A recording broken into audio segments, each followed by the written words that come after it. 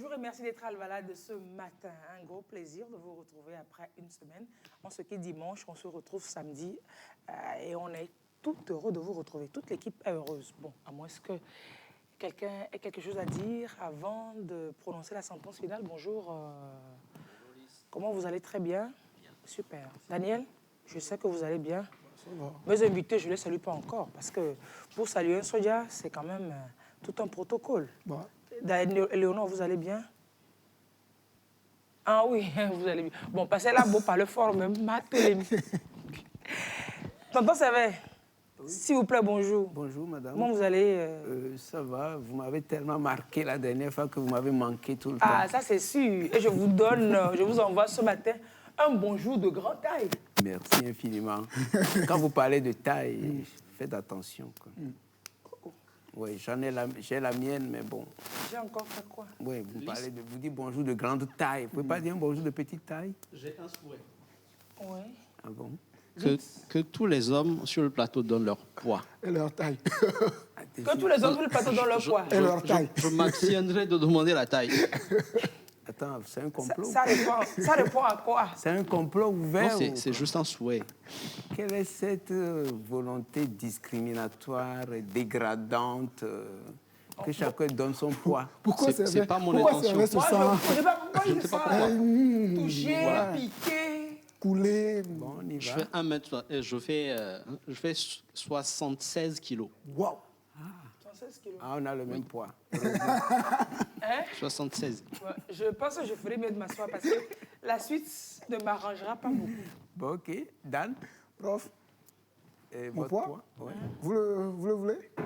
Bah, moi, je fais 58. Ah, 58. Bon, on ne va pas demander le poids du Non, commissaire tu divisionnaire. sais, tu où mon année court. Non. Faut me dire pour toi. Passe-moi ton poids. Je vais le dire. Je fais 64 kilos. Ça ne va pas Poids mettre. plume. Non, plus que... c'est sérieux. Plus que Daniel. 64.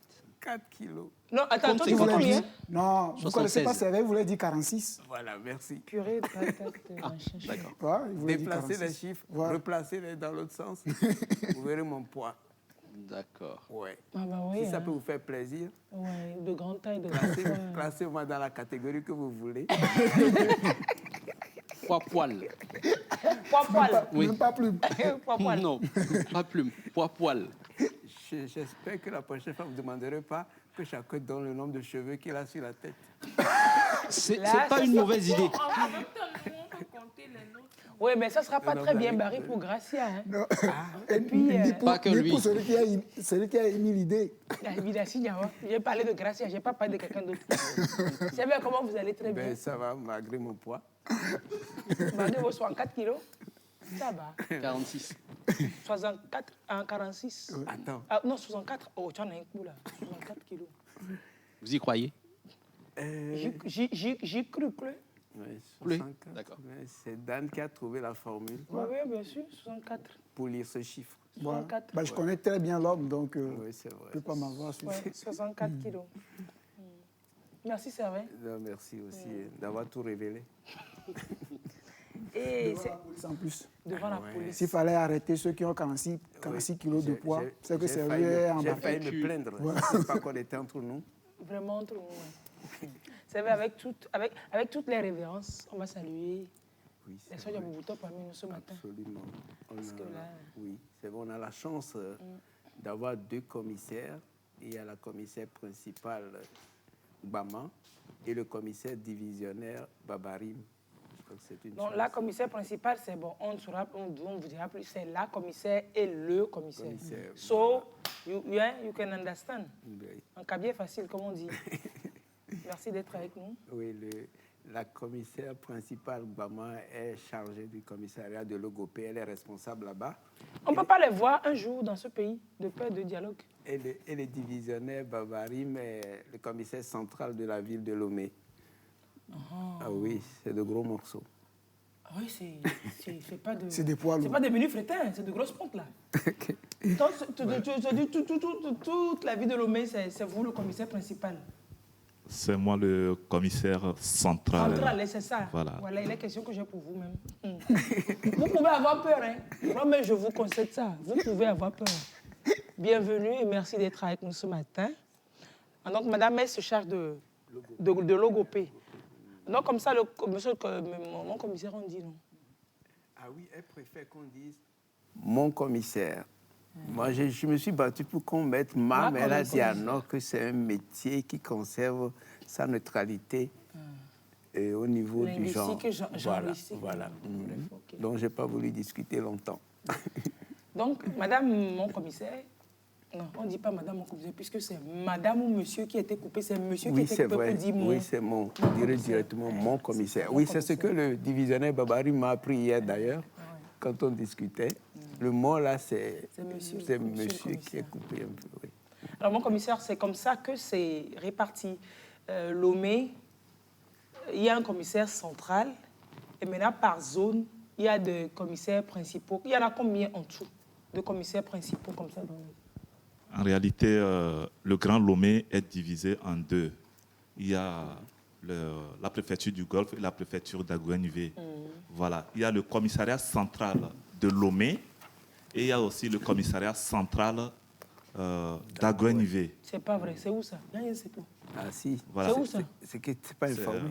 C'est dans la banlieue nord de Lomé. C'est le commissariat qui est au bord de la route là-bas. Exactement. C'est central d'Aguenivé, ça. Le commissariat central d'Aguenivé. Donc ça a pratiquement le même poids que le commissariat qui est en ville ici. Voilà. Donc en réalité, sous le commissariat central de Lomé, nous avons des arrondissements. Voilà.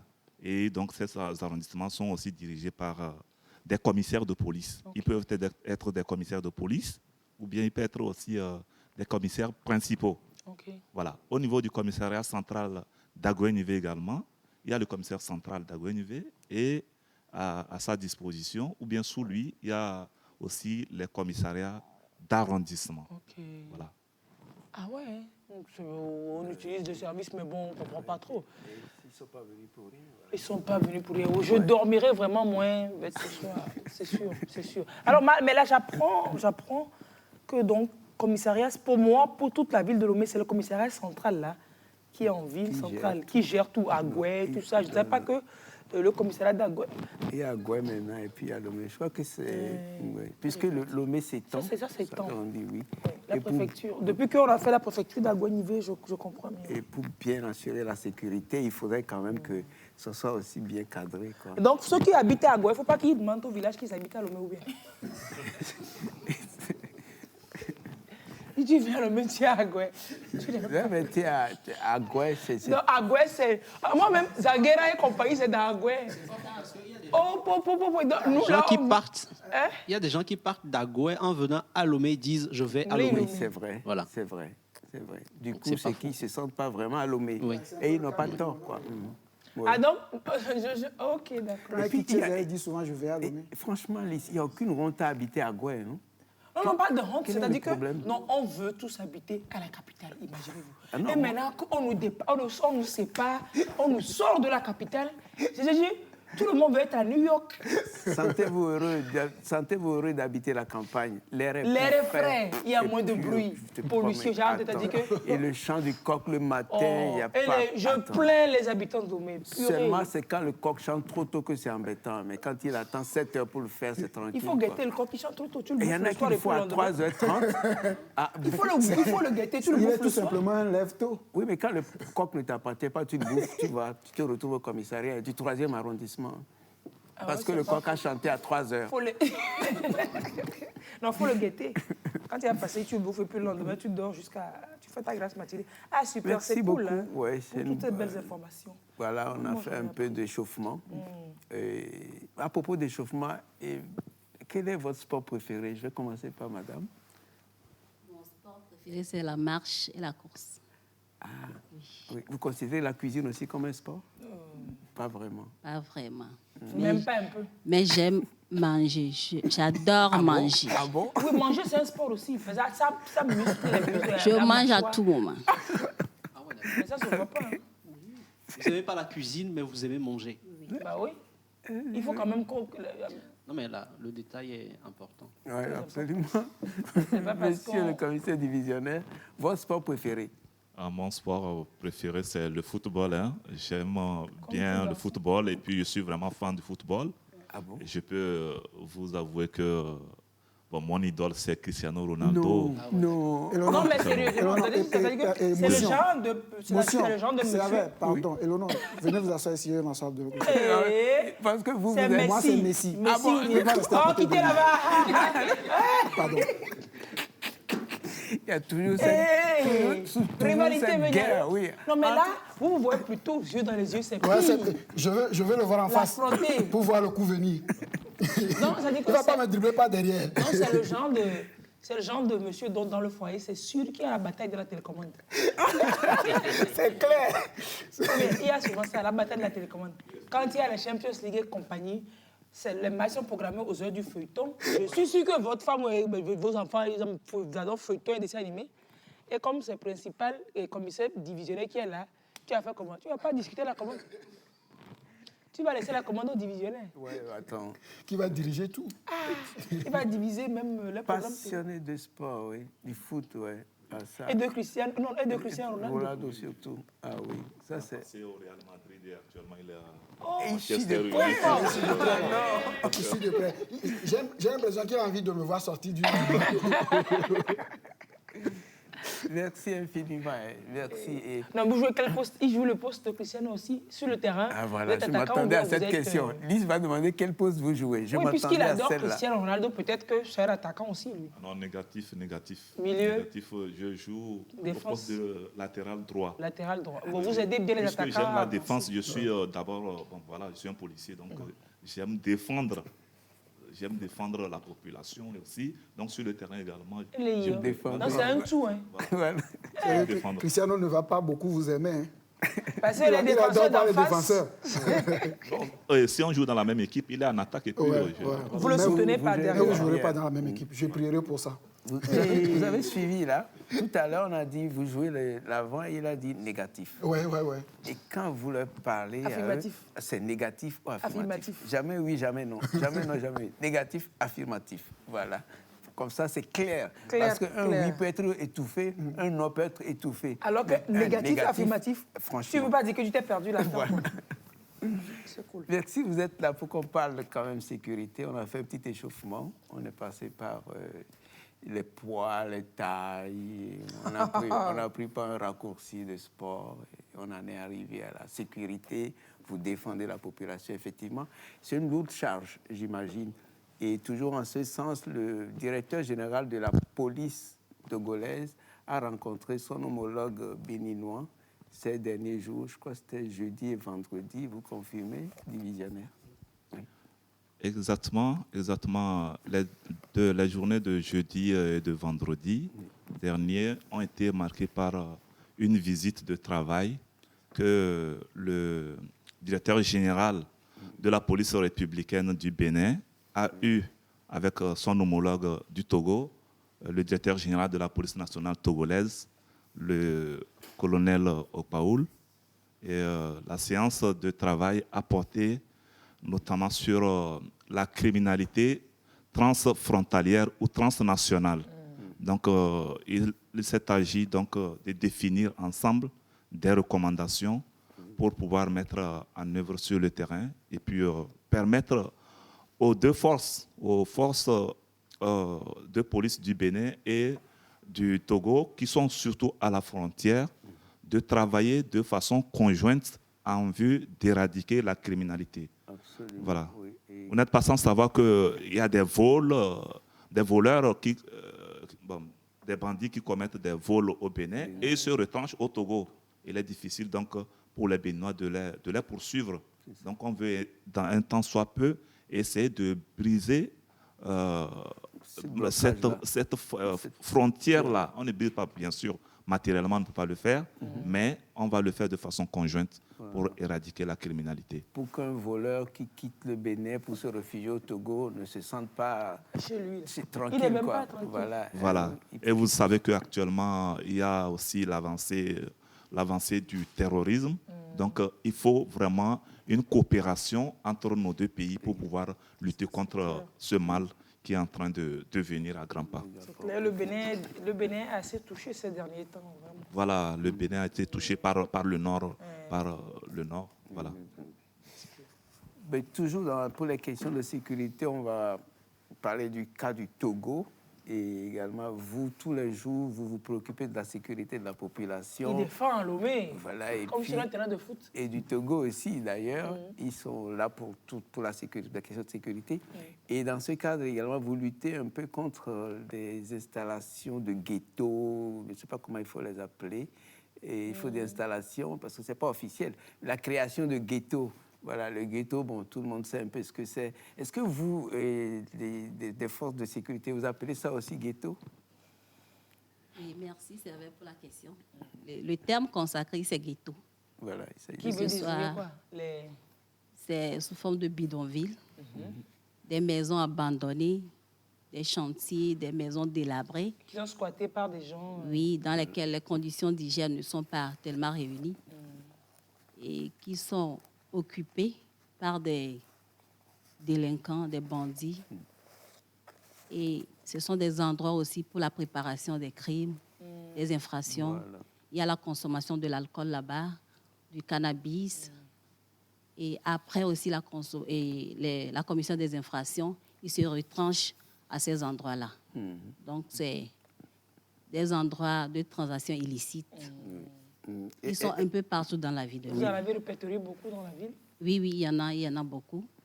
Il y en a beaucoup. Plus la ville grandit, plus les infractions aussi et la commission des délits augmentent. Donc, la police aussi a pour souci primordial de lutter contre cette prolifération des ghettos. Est-ce que vous les reconnaissez facilement? Oui, un ghetto se reconnaît facilement. Nous avons d'abord le flair policier. Oui, pour le professionnel policier que nous sommes, nous avons déjà le flair. Le ghetto se reconnaît, mais aussi il y a cet état de manque de salubrité aussi. C'est des maisons vraiment délabrées. On se pose la question, pourquoi un citoyen peut accepter vivre dans ces conditions? Donc tout ça, là, ça... Oui, mais bon, une maison mal famée, est-ce que c'est toujours synonyme de ghetto? Oui, c'est souvent le caractère enclavé aussi. C'est les maisons enclavées avec beaucoup d'issues. Mais ce n'est pas c'est pas parce que c'est délabré. Que c'est ghetto, forcément. Non, c'est les activités illicites qui sont commises là-bas. C'est ça même qui font de ces endroits les ghettos. C'est là-bas on peut vendre facilement du cannabis. C'est là-bas qu'on peut consommer l'alcool. On peut commettre certains actes comme le proxénétisme, la prostitution, le viol. C'est des gens qui se croient à l'abri et du public et de la police. Souvent, ce sont des endroits difficiles d'accès aussi. Effectivement. Et puis, elle a bien précisé qu'avec plusieurs issues. Et si tu viens par ici, le temps où tu arrives dans la maison, le gars est très loin. Il prépare bien le terrain, quoi. Ils suivent beaucoup les films américains aussi. Et qu'est-ce que vous faites pour lutter contre ces ghettos? Pour lutter contre la prolifération des ghettos, c'est vrai que je ne vais pas dévoiler toute notre stratégie, mais je vais de façon sommaire vous dire ce que nous faisons. Nous, grâce à la population, une partie de la population, nous avons des renseignements, des informations que nous travaillons. Et au sein de notre institution aussi, nous avons des renseignements. Donc, c'est à base des renseignements que nous arrivons à connaître là où se situent les ghettos. Ensuite, nous avons aussi la patrouille. Nous faisons la patrouille et au cours de nos patrouilles, nous arrivons donc de tomber sur des ghettos. Et en troisième lieu, nous disons que nous faisons de la proaction, c'est-à-dire nous réagissons lorsque nous constatons qu'il y a un ghetto. Et là, nous faisons ce que nous appelons des rafles, des descentes de police ou bien des contrôles, des bouclages et contrôles de zone. Vous voyez, donc en ce moment, lors de ces opérations, il nous arrive donc de les découvrir en flagrant délit de consommation de la drogue. Et donc nous procédons à leur interpellation. nous saisissons leur drogue qui constitue donc le corps du délit. Et ensuite, nous les envoyons pour faire la procédure et les déférer. Disons que il arrive parfois de faire sortir des mineurs de ces lieux. Des mineurs qui viennent par hasard comme ça. Et puis eux, ils ont trouvé juste un abri, voilà. ils vont se coucher là. Exactement. Et il nous arrive également donc de saisir du matériel volé, des motos volées, et nous les ramenons dans nos unités, au commissariat ou dans les brigades de gendarmerie. Et la population vient le plus souvent retrouver avec fierté. Aux articles, c'est ça. Voilà. Oui. Des fois, on voit... Oui. Bon, commissaire, vous avez parlé des informations que vous recueillez auprès de la population. Souvent dans les films, on voit une méthode que les forces de l'ordre utilisent, et d'avoir au sein même de ceux qui participent à la vie du ghetto ce qu'on appelle des taupes. Est-ce que vous utilisez également ces méthodes ici? Ou bien c'est une fiction? Non, ce n'est pas du tout une fiction. Effectivement, nous le faisons. C'est ce que j'ai dit. Je ne vais pas tout dévoiler Vous ici. ne voulez pas donner le nom des taupes. Voilà. Donc nous avons des gens aussi qui s'apparentent ainsi, qui se mettent aussi dans les mêmes conditions que ces délinquants. Et bon, ils vont vivre avec eux. Et c'est grâce à ça que nous faisons aussi de grandes saisies, de grandes saisies de drogue, de cannabis ou bien des autres stupéfiants. Alors, on comprend tout le bien fondé quand même de ces opérations de bouclage. Des fois que vous faites, c'est sans vous informer. Un jour, vous vous réveillez, vous sortez acheter à manger. Le temps de revenir, on dit le quartier est bouclé, vous ne pouvez plus avoir accès à votre quartier. Votre téléphone, vous ne vous êtes pas lavé, vous devez aller au boulot. C'est-à-dire qu'il y a tous les désagréments possibles que l'on peut supporter, mais c'est pour des opérations de ce genre-là. Hein, c'est ça, mon commissaire? L'effet de Voilà. surprise. Oui. Voilà, c'est l'effet. Voilà, vous avez utilisé le mot. C'est l'effet de surprise. C'est l'effet de surprise. Lorsque nous faisons comme ça, nous avons beaucoup plus de chances de tomber sur beaucoup d'actes ou bien beaucoup de matériel servant à la commission des infractions.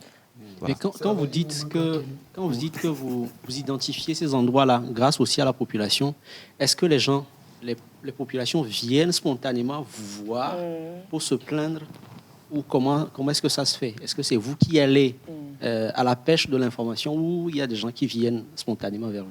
Oui, nous avons plusieurs méthodes de travail. Il y a des citoyens qui viennent, qui connaissent et comprennent que l'implantation des ghettos constitue un danger pour la sécurité. Donc, ces citoyens peuvent se diriger librement vers les services de la police. Il peut arriver également que c'est nous-mêmes, dans nos patrouilles, qu'on découvre qu'il y a les ghettos dans les quartiers et qu'on agisse. C'est ça. Donc, je voulais justement demander, quel concept être quand on habite une zone où il y a un ghetto, il y a des ghettos, quelle attitude est-ce que les populations, les riverains devraient adopter? Qu'est-ce qu'on devrait faire? D'abord, la première des choses, c'est un sentiment d'insécurité. Parce que quand il y a un ghetto, vous n'êtes pas en sécurité. C'est les occupants de ces ghettos qui viendront commettre les forfaits dans vos maisons. C'est eux qui vont venir cambrioler. Parce qu'ils sont là-bas pour consommer librement du cannabis, pour boire l'alcool, pour faire du n'importe quoi. Et ils ont cette possibilité de commettre les forfaits et les infractions. Donc, il y a d'abord ce sentiment d'insécurité. Et après, ils passent à l'acte. Donc, vous allez constater que la présence des ghettos dans les villes, dans certains quartiers, font qu'il y a régulièrement les actes de cambriolage. Si par malheur, vous tombez sur une équipe, on vous agresse, on vous arrache vos sacs et vos biens. Donc, vous nous dites comment, ça va, si vous permettez, comment est-ce quand même reconnaître, on a dit, c'est des habitats insalubres, tout ça. Mais est-ce qu'il y a d'autres critères à rajouter pour reconnaître rapidement un ghetto quand on est dans un quartier? Oui, c'est facilement détectable. Voilà. D'abord, faire attention aussi. Quand vous passez sans regarder, vraiment, si vous allez toujours tout droit, vous ne verrez pas de ghetto. Il faut regarder autour de soi. Est-ce qu'il y a d'autres signes qui peuvent indiquer peut-être... voilà, quels autres signes est-ce que les habitants des quartiers doivent observer pour reconnaître facilement que dans cette maison s'installe un ghetto? Parce que parfois, des fois, ce n'est pas très insalubre aussi au dehors. Hein. par devant, vous regardez ça dehors, vous ne vous imaginez pas qu'il y a une activité comme ça dedans. Voilà. Bon, il faut dire qu'à ce niveau, il y a ce que je peux appeler la fréquentation des individus. Il y a les entrées et les sorties qu'on peut qualifier de suspects. Okay. Donc, des individus qui ne sont pas peut-être du milieu, qui viennent et puis ils rentrent, ils sortent. Donc, leur entrée et sortie doivent nous interpeller. Ça doit nous interpeller de telle sorte que... Et voir leur attitude. Leur attitude, quand ils viennent, ils rentrent, la façon dont ils sortent. Parfois, ils sortent et leur comportement. Vous allez constater que c'est un lieu de violence. Le plus souvent, même, il y a des bagarres à l'intérieur. Quand ils sortent, même à l'entrée même de leur porte, déjà, il y a des bagarres. Voilà. Donc, ce sont des signes également qui peuvent nous permettre de déterminer qu'il y a la présence d'un ghetto. Je dirais qu'il y a des signes qui ne trompent pas. Chaque citoyen doit être un peu vigilant pour remarquer certaines choses. Vous voyez maintenant, il y a une maison des jeunes qui sont là-bas toute la journée. Toute la journée, les jeunes sont en train de dormir. Et c'est la nuit maintenant qu'ils sortent. On voit leur train de vie. Du coup, on va se poser la question, ils ont quoi comme activité? Il faut quoi concrètement? C'est des signes qui ne trompent pas et qui peuvent permettre également de savoir que ça, c'est des bandits qui se sont logés à cet endroit. Si l'on peut, au commissariat de police, signaler que dans ma zone, ça c'est suspect. L'unité de police la plus proche, vous pouvez aller là-bas et signaler, donner toutes les informations nécessaires et soyez rassurés, la police va garder l'anonymat et la police va agir pour faire son travail. Oui. Alors, mon commissaire, du point de vue de la police, est-ce que l'affaire de Ghetto, c'est une affaire de Lomé ou bien c'est tout le Togo qui est concerné? L'affaire de Ghetto, c'est partout. C'est partout. C'est dans toutes les villes. Là où il y a le banditisme, là où il y a les jeunes, surtout, c'est la jeunesse. Il y a les ghettos partout.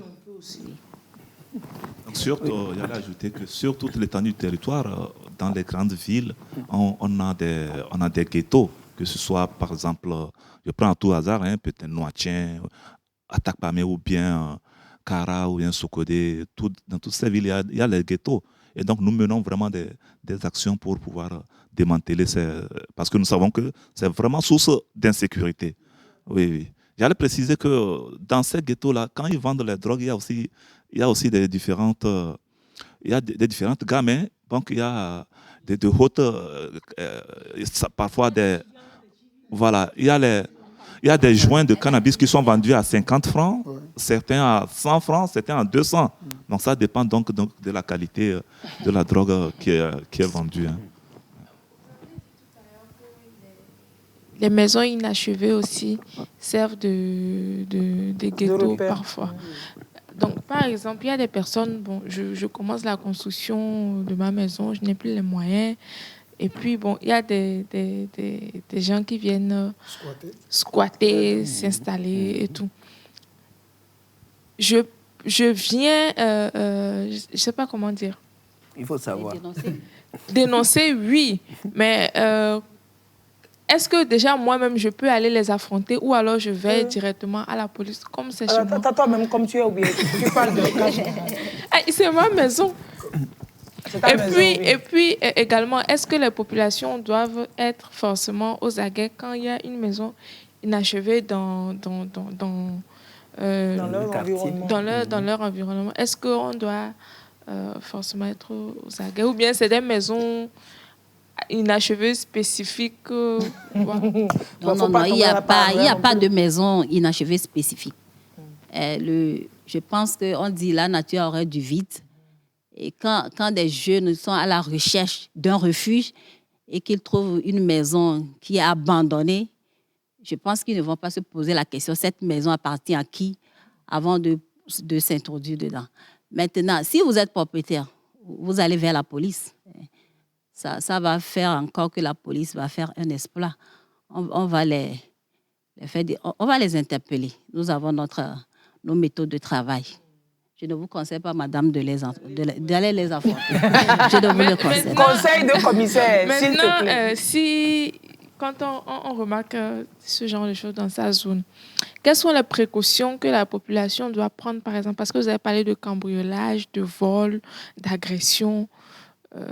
Quel genre de précautions est-ce que nous, la population, doit prendre? Voilà. Oui, parce qu'en même temps, si je ne vais pas informer la police aujourd'hui, ils vont descendre en même temps. Il faut qu'ils fassent aussi les enquêtes.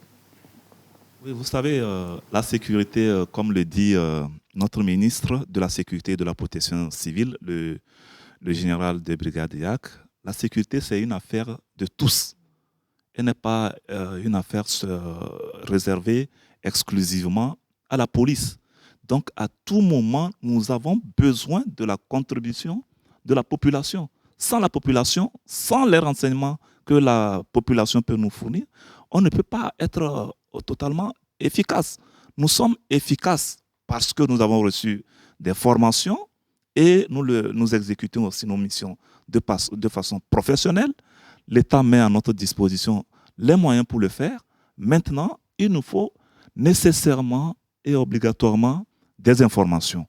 Lorsque vous venez nous donner des informations, sachez que votre sécurité sera garantie. Nous allons couvrir votre anonymat. Voilà. C'est cool. Des précautions pour vous? Ça dépend. Il faut sortir la nuit. Non, quand il y a un ghetto dans ton quartier, il faut envoyer les enfants la nuit acheter les choses. Il faut sortir la nuit. Il ne faut pas fermer sa porte. Il faut laisser sa voiture. Elle te donne un peu les précautions. Je pense que Lise est en train de répondre déjà à la question. Elle est en train de donner des solutions à tes inquiétudes. Ce sont les mesures élémentaires de sécurité que Lise te demande de mettre en pratique. Les mesures élémentaires de sécurité. Tu fermes bien ta porte. Tu ne sors pas dans la nuit, toute seule, mais tu sors accompagnée. Tu sors quand c'est tellement nécessaire, quand c'est vraiment urgent. C'est ça. Donc, on prend les mesures de sécurité élémentaires que tout le monde connaît. Fermer sa porte, les fenêtres, les verrouiller, cacher ses objets de valeur. Parler à ses enfants. Oui, de ne pas sortir. On aime bien faire cache-cache. De ne pas suivre. De s'amuser en se promenant dans les machins. On leur interdit de s'approcher de là, la nuit. Ou quand il se fait tard, on ne les envoie pas acheter de la tomate. Il ne faut pas se promener tout seul. Il ne faut pas suivre les inconnus. Oui, un inconnu que tu ne connais pas, il ne faut pas l'écouter. Il ne faut pas le suivre. Fait de violer. Donc, je pense qu'avec ça, la police va faire le reste. Bon, pour la petite histoire, je vais faire une grande histoire. Le mot ghetto est né en 1516. Ah, ben j'étais né aussi. Ah oui, ça se voit.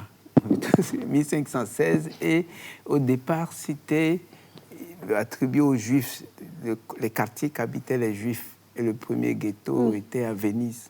Okay. Venise, je crois que c'est en Italie. En Italie, oui. Oui. 1516. Non, le premier ghetto, c'est en Italie? Oui. C'était en Italie. Oui, c'était en Italie. Pour nous, ghetto, ça se rattache aux États-Unis. Non. Dans les rues américaines. Le premier ghetto, c'était en Italie. Venise, c'est en Italie, si oui, je me trompe Venise, pas. c'est en Italie, oui. Voilà, on était allés là-bas pour notre voyage d'amour, oui, bien sûr. Merci. La vie des amoureux, bien sûr. Ah bon, vous en savez. Comment qu'on en sait? Ah, merci. Donc, je crois que c'est même un mot italien, ghetto. Je vais vous faire un peu de blablabla. Allez-y. Ghettare, ghettote. Ça va les blêmis à l'oignon. Habilement. Blêmis là. Habilement. C'est vrai, c'est pas vrai. Donc, 1500 et 1516. 1516. Oui, ça fait le 16e siècle. Début du 16e siècle, je crois. Voilà, oui. OK. Et il paraît qu'un téléspectateur qui nous précise que dans les ghettos, il y a le chef ghetto aussi, comme employeur, le chef de grille, et que des paires de chaussures suspendues à une ligne électrique signalent la présence d'un chef ghetto dans le quartier. Et ils ont des signes. Des chaussures suspendues au fil électrique. Donc ça montre aux autres que il y a chef, mais il y a ghetto, mais il y a chef ghetto. Ah oui. Dans les ghettos, il y a le chef ghetto. Il y a le chef ghetto, comme ma collègue l'a dit, il y a des crimes qui se commettent là-bas, par exemple le proxénétisme. Donc il s'agit pour lui de rester, par exemple, et puis c'est lui qui va faire le guet-apens, le guet-apens, c'est pour guetter, voir s'il n'y a pas quelqu'un qui va arriver pour les troubler. Et donc, quand les autres sont en train de commercialiser, quand ils font, c'est lui qui reçoit donc tout le compte, le bilan. C'est lui qui reçoit tout le bilan après. Ouais. Ah bah, il y a quelqu'un qui réagit, hein, parce que l'émission elle est interactive. Bonjour le plateau, c'est un sujet pertinent. Les ghettos, l'insécurité. Justement, à Kara, en général, on dirait que rien ne se fait. On voit les fumées de drogue, on vole nos motos sans jamais de traces un jour. Ils devraient communiquer aussi beaucoup sur leur service. Ils ne communiquent pas du tout. Rien ne se fait à Kara. Moi qui parle, j'ai été victime du vol de ma moto. Yako. Tu parles avec amertume. Mais les motos, on les vole partout. Pas que dans les ghettos. Oui. Mais si on ne vole ta moto, l'amertume est encore toute chaude. Dès qu'on parle de ghetto, qu'on parle d'insécurité, tu as vite fait de te dire, bon, on ne fait rien. Il a mal pour ça. Voilà, moi je suis très content que le téléspectateur puisse réagir de la sorte. Voilà des informations dont nous avons besoin. Déjà, vous allez constater, bon, c'est une façon de réveiller peut-être les services de police et des services de police de façon générale qui se trouvent dans le secteur de la région Kara. Bon, vous voyez la rivière Kara tout au long comme ça. Voilà, ce sont des zones où se prolifèrent en réalité donc des ghettos. Parfois, quand on chasse ces bandits, on les chasse ici, ils se transportent de l'autre côté. Donc, c'est une information très capitale que vous venez de nous donner et qui nous permettra... Comme ça, mais pour ta moto, je ne sais pas, il faut prier toujours. On peut prier toujours. Mais est-ce qu'il y a des ghettos que vous délogez, mais qui sont difficilement démontables? Il paraît qu'il y a quand même une trentaine de ghettos dans ce Lomé. Non, dans cette Lomé, il paraît, non. Bon, dans ce petit... Ville de Lomé, et comme ça, tu es à l'abri de tout problème. Parce que je ne veux pas tuer beaucoup de monde. Alors, je reprends. Il paraît qu'il y a une trentaine de ghettos quand même dans cette capitale et qui sont difficilement gérables. C'est vrai, nous avons beaucoup. Il y a à Giakome, nous avons à Gbadahonou, c'est bien reconnu. Lorsque vous rentrez dedans, ce sont des habitations, mais il y a des labyrinthes. C'est toujours difficile d'accès. En fait, à Giakome, c'est mon quartier. C'est le vous, c'est la tête. Tu n'as pas sa tête.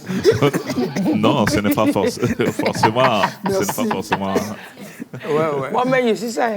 Même pas un peu. Je ne suis pas gentil tous les jours. Ouais. Aucun jour.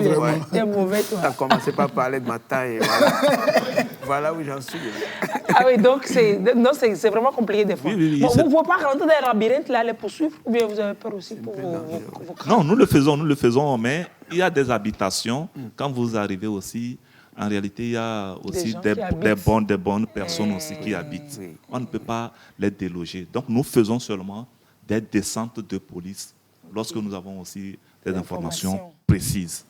Donc, des gens comme ça qui habitent, qui frottent avec les dealers. Hein. Oui, parfois, et je crois parfois aussi la population a peur et de réagir contre ceux qui habitent ces ghettos. La population a peur de représailles, quoi. Les habitants ont peur de représailles. Voilà, c'est un peu ça le problème. Et ce qui se passe, c'est souvent... Et parfois, même, vous prenez... J'ai vu ça, une dame en moto, elle est passagère, je peux dire ça. Et celui qui conduit la moto brûle le feu rouge. L'autre qui vient de l'autre direction et a commencé par les insulter un peu, quoi. Et la dame... défend. Elle répondait à l'autre. On l'a mis en danger. Voilà, elle était en danger et elle défend en plus celui qui le met en danger. Il y a tellement ça. Il faut vraiment qu'on fasse attention à ce genre de comportement, quoi. Oui, pour que, si vous avez des gens qui habitent des ghettos, même s'ils ne volent pas directement parce que vous êtes à côté, ils vont voler peut-être à 100 mètres, mais le jour où ils n'auront plus de trucs là, ils peuvent. Ouais, ils n'auront plus de cibles. Bonjour, bonne émission. C'est Noël depuis Kara. Mon commissaire, mes commissaires, vous êtes bien assis, non? Oui. Asseyez-vous bien. La plupart de la population de Kara soumet leurs problèmes au chef ghetto pour les cas de vol que la police. Ils soumettent plus leurs problèmes au chef ghetto que la police.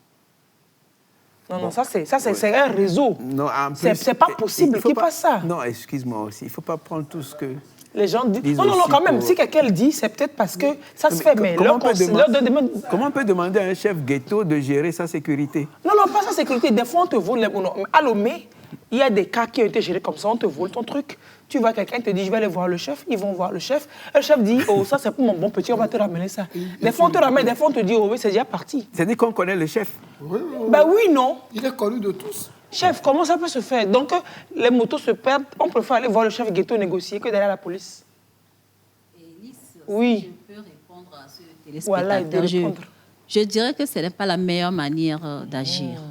La police est là, elle est une institution noble et elle fait son travail.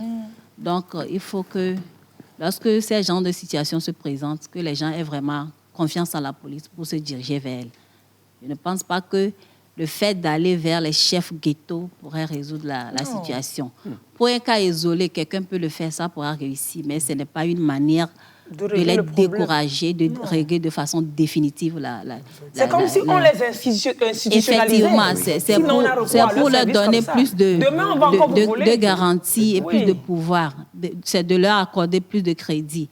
Et je pense, la personne qui a été victime de vol et qui s'est dirigée vers un chef ghetto, je pense que cette personne collabore déjà avec les chefs ghetto. Elle sera redevable effectivement, non seulement ça, de façon psychologique et inconsciente, la personne reconnaît plutôt l'existence effectivement des ghettos.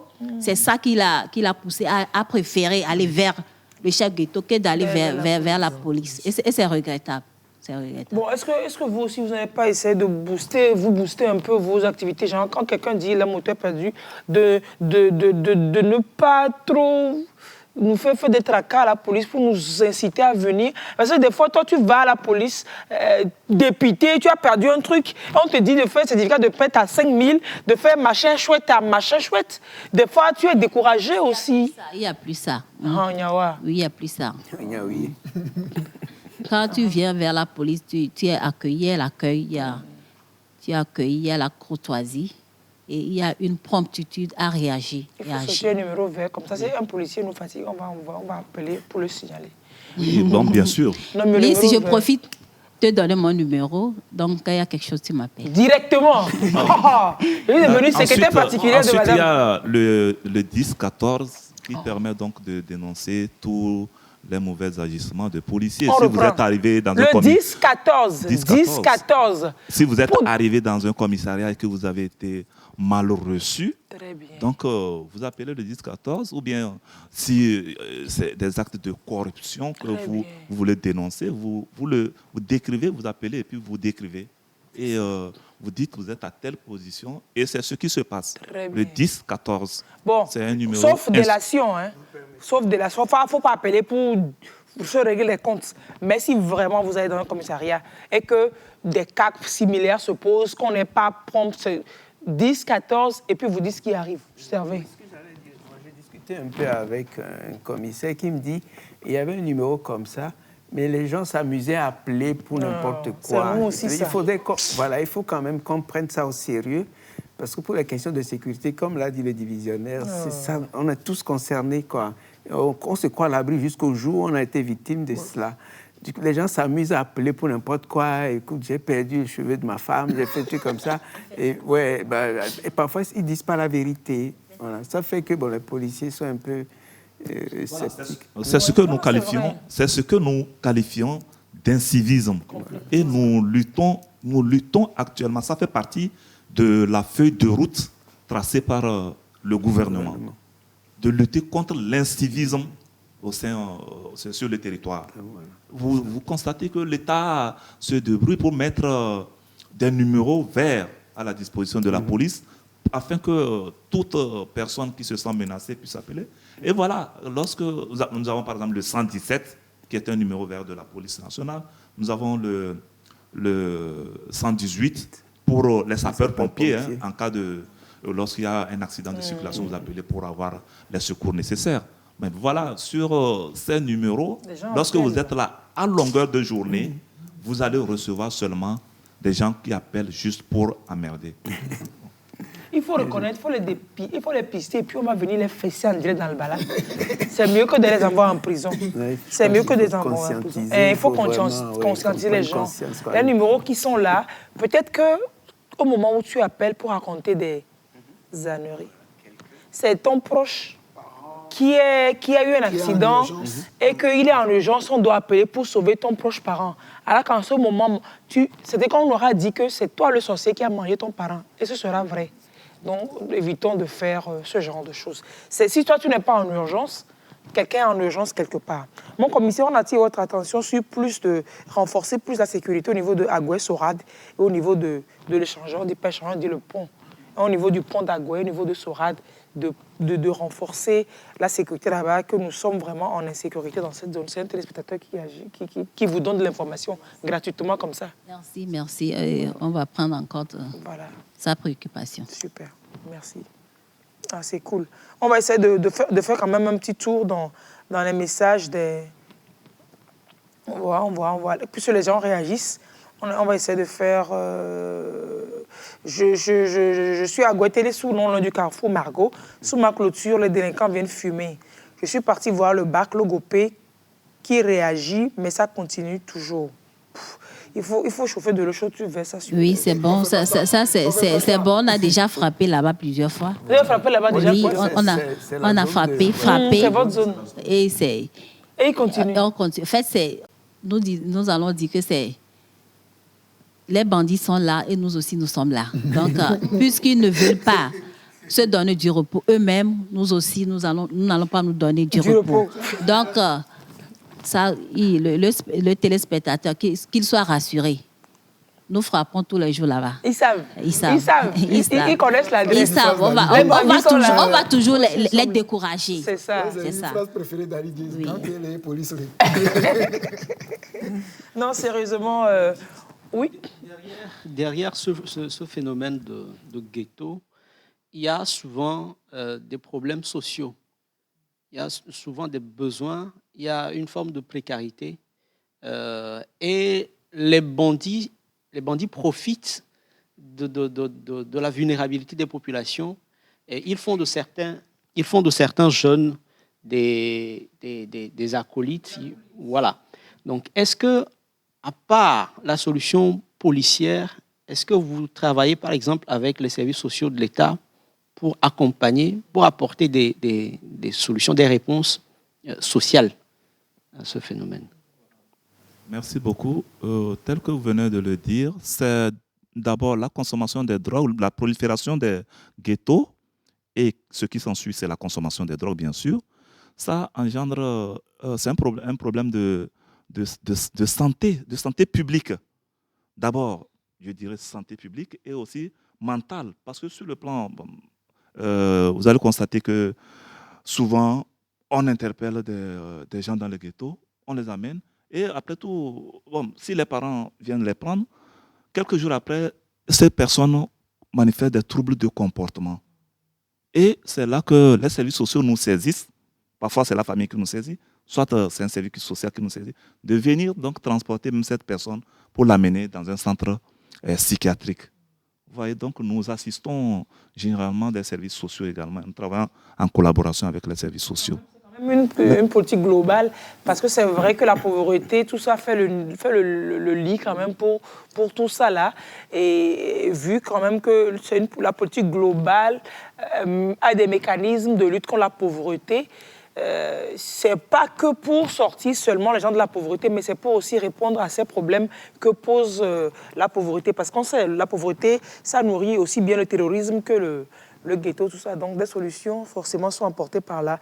Le souhait seulement serait d'appeler à intensifier ces réponses en amont là, pour que le terreau soit moins fertile à ces mots comme cela, c'est ça, oui. C'est que ce n'est pas ceux qui vivent seulement dans la précarité qui se commettent, qui vont fréquenter les ghettos. Il y a aussi l'effet de mimétisme, un effet de suivisme, de vouloir imiter les gens. Et donc, vous allez voir peut-être des enfants qui vivent bien sûr dans des familles aisées, mais qui se retrouvent également dans les ghettos. C'est vrai aussi. Alors, pour ceux ils sont nombreux à envoyer des messages pour nous dire, des fois, on a comme l'impression que la police ne se gêne pas pour nos enquêtes. 10-14. Si tu as vu quelqu'un qui ne se gêne pas, 10-14. Tout à fait. Dans sa phrase, il a dit on a l'impression. Oui, mais c'est qui nous a dit? C'est un policier qui nous avait dit ici, quand on lui a demandé pourquoi, quand il y a un accident et qu'on appelle les pompiers, ils n'arrivent pas vite. Il nous parle de relativité. Que quand tu es dans une fête, tu as comme l'impression que le temps passe trop vite. Mais quand tu es devant une épreuve d'examen, non, quand tu es devant une épreuve d'examen, le temps, il file. Mais quand tu es dans une douleur, tu travailles sur une situation, 1 minute pour toi, c'est comme 1 heure. Alors que c'est la même heure. Que c'est la relativité. Parce que tu es en détresse, tu penses qu'on ne le fait pas vite, alors qu'on fait vite. Mais c'est juste que c'est normal de penser cela. Vous dites que c'est l'impression, heureusement que c'est juste une impression, mais si vous pensez que votre impression se confirme, 10-14. Voilà, le numéro à Kemloufi Fiaré. En plus. Attention à tous les policiers. 10-14. Je connais le 10-14. Si tu as intérêt à courir, sinon j'appelle le 10-14 tout de suite ici. Et surtout quand j'ai le numéro de madame, terminé, vous êtes foutus. Oh là là. Quand je viens, même avant qu'on arrive au commissariat, régler mon problème avant qu'on arrive. Devinez le problème et réglez-le. Il faut deviner, oui. Allez, super. Mais merci on peut beaucoup, que leur souhaiter beaucoup de courage. Oui. C'est pas... Parce que c'est pas facile, je suppose. Oui. Des gens comme ça à décorer, quoi. Il faudrait vraiment les évident. décorer assez souvent. Aucun travail n'est facile, mais il y a certains qui sont encore un peu plus difficiles. Surtout quand vous les approchez, vous découvrez des choses que vous n'imaginez pas. Quand de loin, vous n'imaginez pas. De fiers lauriers quand même pour vous. Et merci pour votre engagement. Que la toute-puissante nature, alors le bon Dieu qui vous accompagne, qui vous éclaire, qui vous guide dans cette mission que vous êtes assigné, pour laquelle vous êtes engagé. Là. Merci beaucoup, Servet, ou bien? Oui, merci sincèrement. Et merci policièrement. Merci policièrement et sincèrement. Nous voulons saisir aussi cette opportunité pour dire d'abord un sincère merci à la population, notamment ceux qui nous approchent pour nous donner les informations en vue de nous aider dans nos missions. Nous voudrons aussi remercier la TVT qui a permis, à cette occasion déjà, nous avons reçu beaucoup d'informations que les gens nous ont appelées depuis Cara.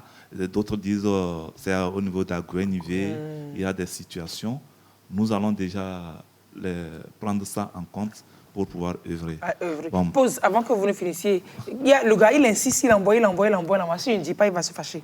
C'est ce genre d'arnaque que les gens font sur les groupes WhatsApp. Si quelqu'un est victime d'arnaque sur Internet, on fait quoi? Oui, dites-lui, c'est quelle démarche lui va faire en attendant qu'on vienne aborder ça. Il y a une cellule de cybersécurité à la DCPJ, non? Donc la personne, qu'elle se dirige à la DPJ. Donc, DCPJ, cellule de lutte contre la cybercriminalité, c'est ça. Qu'il soit fidèle à l'émission, puisque dans les jours à venir... Oui, mais en attendant, s'il est pressé d'aller à la DCPJ, on va parler en loin, et puis vous allez exposer tout le cas que vous exposez là, vous allez exposer là-bas, les policiers, ils ont vraiment...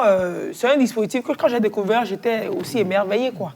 Allez-y. Et puis... De toute manière, la personne peut s'approcher de n'importe quel service de police et le service de police où il est allé peut le renseigner. Voilà, donc l'unité compétente en la matière. 10-14, tout le monde demande, madame, rappelez-nous le numéro. C'est le 10-14. Mais de ne pas appeler pour fatiguer. Pardon. Si vous appelez pour fatiguer, ils ont installé un truc sur mon téléphone, je peux savoir. Je ne vais pas bien vous faire. Voilà. Merci bien. Oui, madame, oui. Finir aussi. Oui. Et j'aimerais saisir cette opportunité pour dire un merci à la grande hiérarchie de la police, au ministre de la Sécurité et de la Protection civile, au directeur général de la police nationale, pour cette opportunité offerte à la police de s'exprimer, d'informer, d'éduquer et de débattre davantage sur les questions liées à la sécurité. Et je suis convaincue que ce panel permettra aux citoyens de mieux comprendre les missions essentielles de la police. Les citoyens doivent plus faire confiance à la police, doivent réussir à abandonner les préjugés et collaborer pour que la cause qu'est la nôtre, celle d'assurer la sécurité des personnes et des biens, soit une réussite.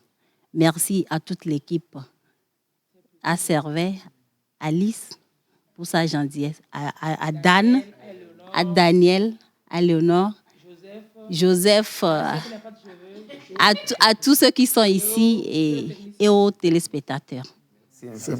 Merci énormément, hein. Merci infiniment. Rappelez juste aux téléspectateurs donc, que nous aurons l'occasion assez souvent d'avoir les policiers, de prendre une thématique comme ça, de soumettre la thématique, d'en discuter et d'avoir vos apports, d'avoir de la bonne information, parce qu'on dit qui a l'information a le pouvoir. Voilà. Bien sûr, le PVP de la police, le point de vue de la police. Oui, on va avoir le PVP de la police. C'est le point de vue de la police. Oh, Daniel. Je suis à côté de mon professeur. Mon commissaire. Les civils ne font pas ça. Les civils ne font pas ça. En plus, c'est mal fait. C'est pas ça. Tu dois l'information. C'est comment? Tu dois l'information d'abord. Voilà. Bon, donc il faut une formation, oui, après. C'est pas parce que vous donnez les informations que vous avez forcément une formation. Non, mais vous faites ça souvent. Il faut aller faire la formation. Il faut aller faire la formation avant de pouvoir taper. À force de faire ça, si on te caresse ici, si tu as senti encore, on va souffler, on revient.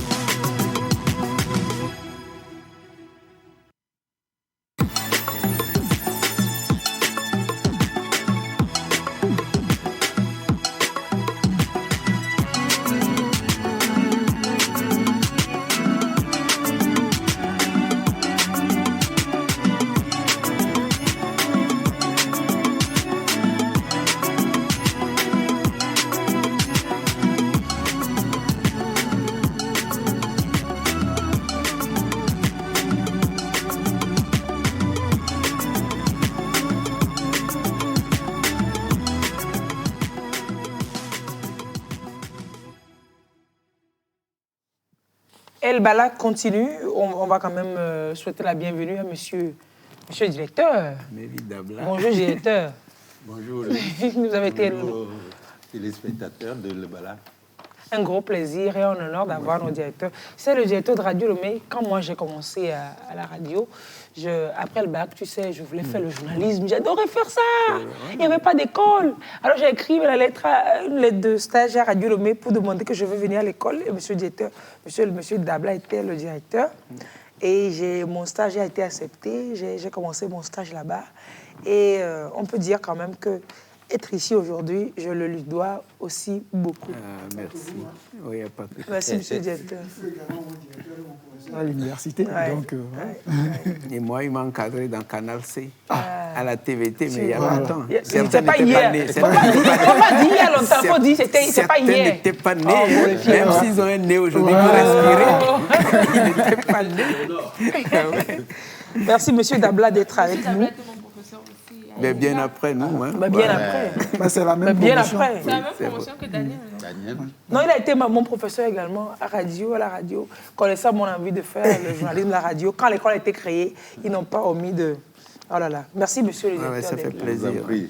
Tous ces témoignages. Oui, il a marqué tout le monde. Alors, on a invité M. Dabla pour la journée de la radio qui était célébrée Oui, c'était le dimanche dernier. Bon, on était préoccupé par la Saint-Valentin. Saint-Valentin. Par la Saint-Valentin et compagnie. Et puisque la radio, on peut l'ouvrir à tout moment, Tu bon, vois, non. on a dit qu'on... L'amour aussi, on pouvait l'ouvrir à tout moment. Ah non, il y a un moment pour l'amour. Hein. Et quand vous ratez ce moment-là, après, vous cherchez, mais vous faites avec. Quoi. C'est pas faux. C'est que, oui. Ça, c'est vrai. Oui, quand vous ratez le bon moment. Le bon moment de l'amour. après, On est dans les difficile. amourettes. Oui, exactement. Vous faites avec. Quoi. C'est comme on le dit aussi, on n'aime qu'une fois. C'est vrai. Après, on s'accommode avec celle qu'on a ou celui qu'on a. Tu vois, non? Oui. Ça, c'est trop vrai, Servet. Bon, je n'ai aucune preuve. Si moi j'en parle, peut-être que j'apporte les preuves. Oui, non, c'est Attendez de voir les preuves. D'accord? Attendez, restez calés seulement. Allez, Daniel et Eleonore, entre autres, ils étaient dans les rues. On vous a dit depuis dimanche dernier que vous apercevez ces gars-là, samedi dernier, faites gaffe à eux. Ils ont pu encore piéger des gens. Daniel? Exactement. C'est pas comme si on cachait nos caméras, enfin notre caméra et notre micro. Hein. On vous aborde clairement, on vous dit ce qui va se passer gentiment et vous acceptez. Et vous vous dites, vous pensez que non, que des vieux Benoît, Mathéo ouais. Dans cette semaine également, ma complice de tout le temps et moi, nous sommes allés dans les rues de Lomé et dans notre besace, on avait 3 questions. On a parlé des moustiques. Des moustiques? Oui, on a posé une question sur les moustiques, à ma manière, bien sûr. On a posé une question sur le baobab, à ma manière également. Et j'ai posé une dernière question sur où se trouve la Maison Blanche. Okay. Parce que la Maison Blanche se trouve où? Mais à ma manière. Et bon, et vous verrez la on va voir ce que ça donne. On va voir ce que ça donne. Bonjour, madame. Bonjour, monsieur. Alors, comment vous allez? Je vais bien. J'ai envie de vous poser 3 questions ce matin. La première, est-ce que le moustique est un animal sauvage ou un animal domestique? Bon, la question, elle est un peu embêtante. Hein?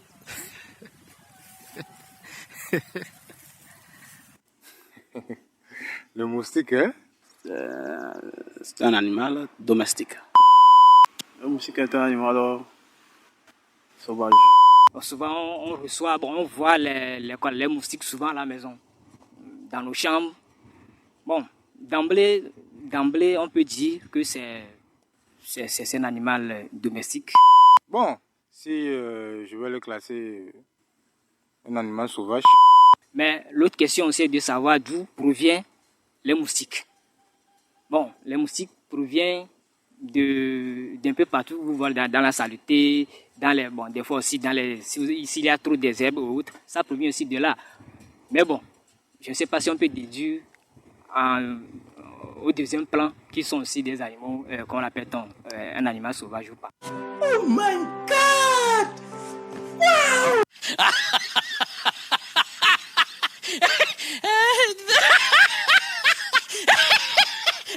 Le moustique est un animal sauvage. Animal domestique. Pourquoi? Bon, c'est mon avis, hein, c'est mon avis. Parce qu'il vit dans les maisons. C'est sauvage parce que moi je trouve ça comme si c'est partout quoi. Là, on vit avec partout. Dans l'embouche comme à la maison, partout. Par le mal qu'il fait aux hommes, je peux dire que c'est un animal sauvage. Parce que avec comment dit-on, ce qu'il transmet aux hommes, je peux dire que ça rend la vie difficile aux hommes.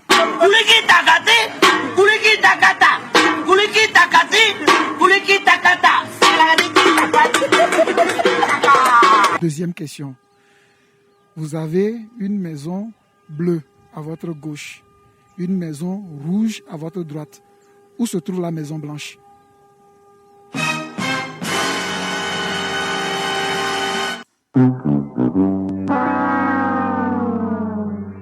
S'il vous plaît, vous pouvez reposer la question. Vous avez une maison bleue à votre droite, une maison rouge à votre gauche. Où se trouve la maison blanche? Bon, en face de moi. Au milieu. Et la Maison Blanche, je peux dire que la Maison Blanche, c'est au milieu. Je peux dire que je suis dans la Maison Blanche. Ça se trouve en face de moi. En face de moi. Maman, ce n'est pas la sorcellerie, ça. Je vois que si ma maison, chose est à droite, le bleu se trouve à gauche. Donc, à ma face, il y aura une maison, bon, il n'y aura rien, quoi. Mais c'est pas possible.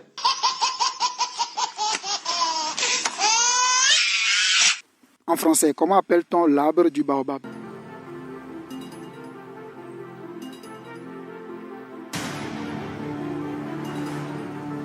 L'arbre du baobab. L'arbre du baobab. Aucune idée. J'ai pas ça. Un baobatier. Hey!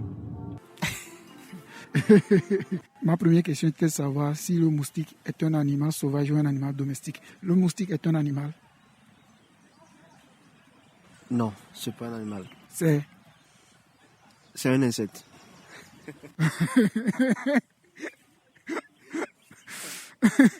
Donc le moustique est un insecte. Voilà. C'est pas un animal. D'accord? Maintenant, la deuxième, c'est vous avez une maison bleue à votre gauche, une maison rouge à votre droite. Où se trouve la maison blanche? Oubliez les deux premières maisons. Dans le monde, où se trouve la maison blanche? Aux États-Unis. Aux États-Unis. Ah, la maison blanche se trouve aux États-Unis. C'était ça ma question. Hop là, pas. Non, sinon, l'arbre du baobab, c'est quoi? Baobabtier? Non, l'arbre même s'appelle le baobab. Ah, voilà, non, ça dit que c'est oui, le c'est gars. baobabtier. Et puis, J'ai eu également baobabier. Baobabier. Oui, mais quand on te pose la question sur le coup, comment s'appelle l'arbre du baobab? Oui. Ah ben, c'est vrai que c'est vraiment c'est un piège. C'est un gros piège. Quand il a posé la question sur le moustique, là. Non, le moustique, ça passe encore. La maison blanche, moi, j'ai pensé que c'était au milieu, quoi.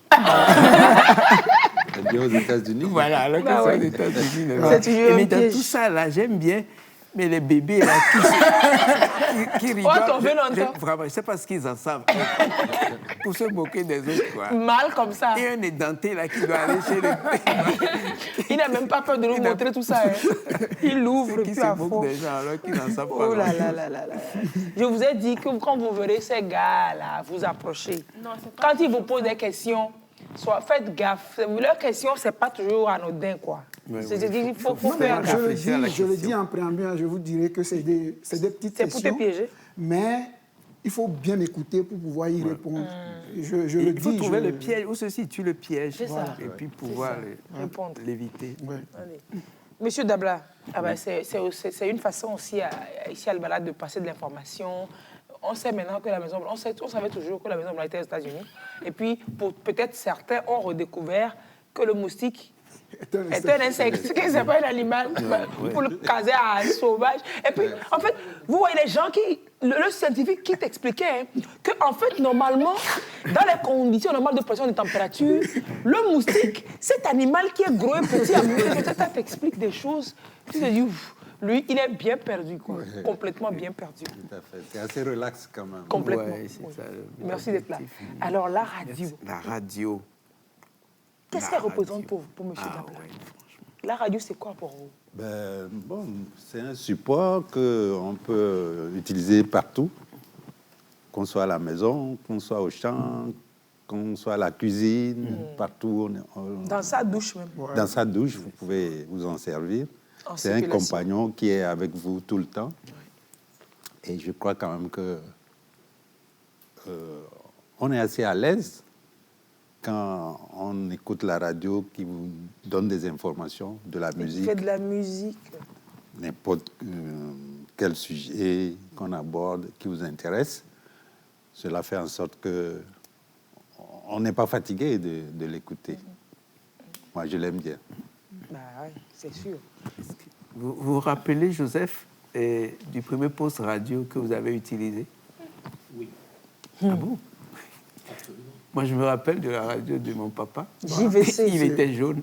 Elle était jaune, pardon. Le poste radio était jaune. Jaune, couleur jaune. Couleur jaune. Comme l'autre plateau. Oui, comme le. C'est un visionnaire, hein? Oui. Il voulait faire comme le balade. C'était des petits radios, il n'y avait pas FM, je crois. C'était en ondes courtes où voilà.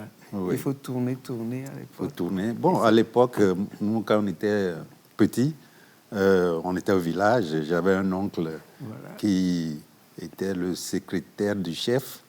Et les soirs, je ne sais plus quel jour de la semaine, des gens du village viennent pour suivre une émission. Voilà. Et ils prenaient note. Et après, ils discutent. Ah ouais. Du contenu de l'émission. Et c'était assez impressionnant. Peut-être que votre amour de la radio vient de là, peut-être ça. Oui, peut-être. Moi, j'étais au C1 à l'époque. Et mon papa m'avait fait cadeau d'une radio. C'était le cadeau pour ma réussite. Ah, voilà. C'était une petite radio noire. Il y avait FM. Ouais. Ah, ok. Bon, déjà, c'était avant-hier. Lui, c'est avant-hier. C'est la pluie de la famille. Elle est tombée. 2-3 mois après, j'y ai mis le tournevis pour voir ce qu'il y a à l'intérieur. Vous cherchez celui qui parle. Celui qui parle. Ouais, je mets bien l'idée de voir ce qui se passe à l'intérieur, en tout cas. Et après, est-ce que ça a continué pas à fonctionner? Malheureusement, non. Eh ben, je m'en doutais bien. C'est pour ça que j'ai posé la question. Je m'en doutais bien. Et il y a eu une époque où on avait fait ce qu'on appelait les radios scolaires. Je crois que c'était ça, non? On installait des radios dans les classes et on faisait des cours de grammaire ou je ne sais pas. C'était des programmes. Voilà, des programmes qui des programmes. C'était, pardon, à Lomé, au Togo. Non, je te promets. C'était très intéressant. Ah bon? Oui. On appelait ça radio scolaire, je crois. Bon, c'est les radios scolaires. Voilà. Donc, c'était des programmes à destination de certains établissements qui peuvent essayer d'apprendre ou bien de montrer des choses sur... Ah ouais. Oui. Et on était en classe et puis on suivait ça, on ouvrait ça. Mais c'était diffusé depuis le poste... Et je crois que ça partait de Lomé. Oui. Ça partait de Lomé, en fait, de la station. De la station Radio Lomé. Voilà, oui. Et c'était un programme qui était diffusé en direction des établissements scolaires. C'est ça. Ah bon? Oui. À des heures très, très précises. Exactement. Je crois que c'était à 9h que ça commençait. C'est pas le genre de choses qu'on aurait dû laisser tomber, ça? Oui, franchement. C'est pour ça que parfois je dis... avant, c'était meilleur. Si c'était plein. Ah ben oui, il y avait de très bonnes choses. En notre temps. Merci. Toi aussi. Oh. Toi aussi. Mais il y avait de très bonnes choses à l'époque, je trouve, et qu'on aurait dû encourager ou continuer. Quoi. Ça permettait aux enfants également d'être captivés par ce qui sortait de la radio. Parce que ça impressionne toujours. Quoi. Et ce qu'on nous disait, on gardait ça. Même si ce n'est qu'une expression, on répétait ça toute la journée. Après, ça te fait une bonne formule que tu pourras utiliser dans une rédaction. Oui. Mais globalement, les jeunes ne sont plus très radio aujourd'hui. Oui, c'est parce qu'il n'y a plus toutes ces choses-là. Je trouve que quand vous ne trouvez plus d'intérêt à certaines choses et qu'il y a des raccourcis pour avoir les mêmes choses, vous laissez tomber. Voilà. Alors, la radio, c'était le premier grand média ici au Togo? Avant la télé, quand même. Oui, longtemps avant la télé, il y avait la radio. Donc, on était beaucoup plus accrochés à suivre des émissions d'éducation, des contes et les langues qui étaient parlées. Vous rapprochez beaucoup plus de la réalité, si bien qu'on était accrochés. Et puis, il y avait vraiment une diversité de programmes, c'est vrai. Et puis, bon, il n'y avait pas le choix, il n'y avait que Radio Lomé et puis Radio Kara, après qui couvrait tout le territoire. Mais la Radio Lomé d'abord, non, monsieur Dabla? Oui, Radio Lomé d'abord. Et combien d'années plus tard? Radio Lomé, c'était en 1953. Radio Kara est arrivé en 73 ou 75.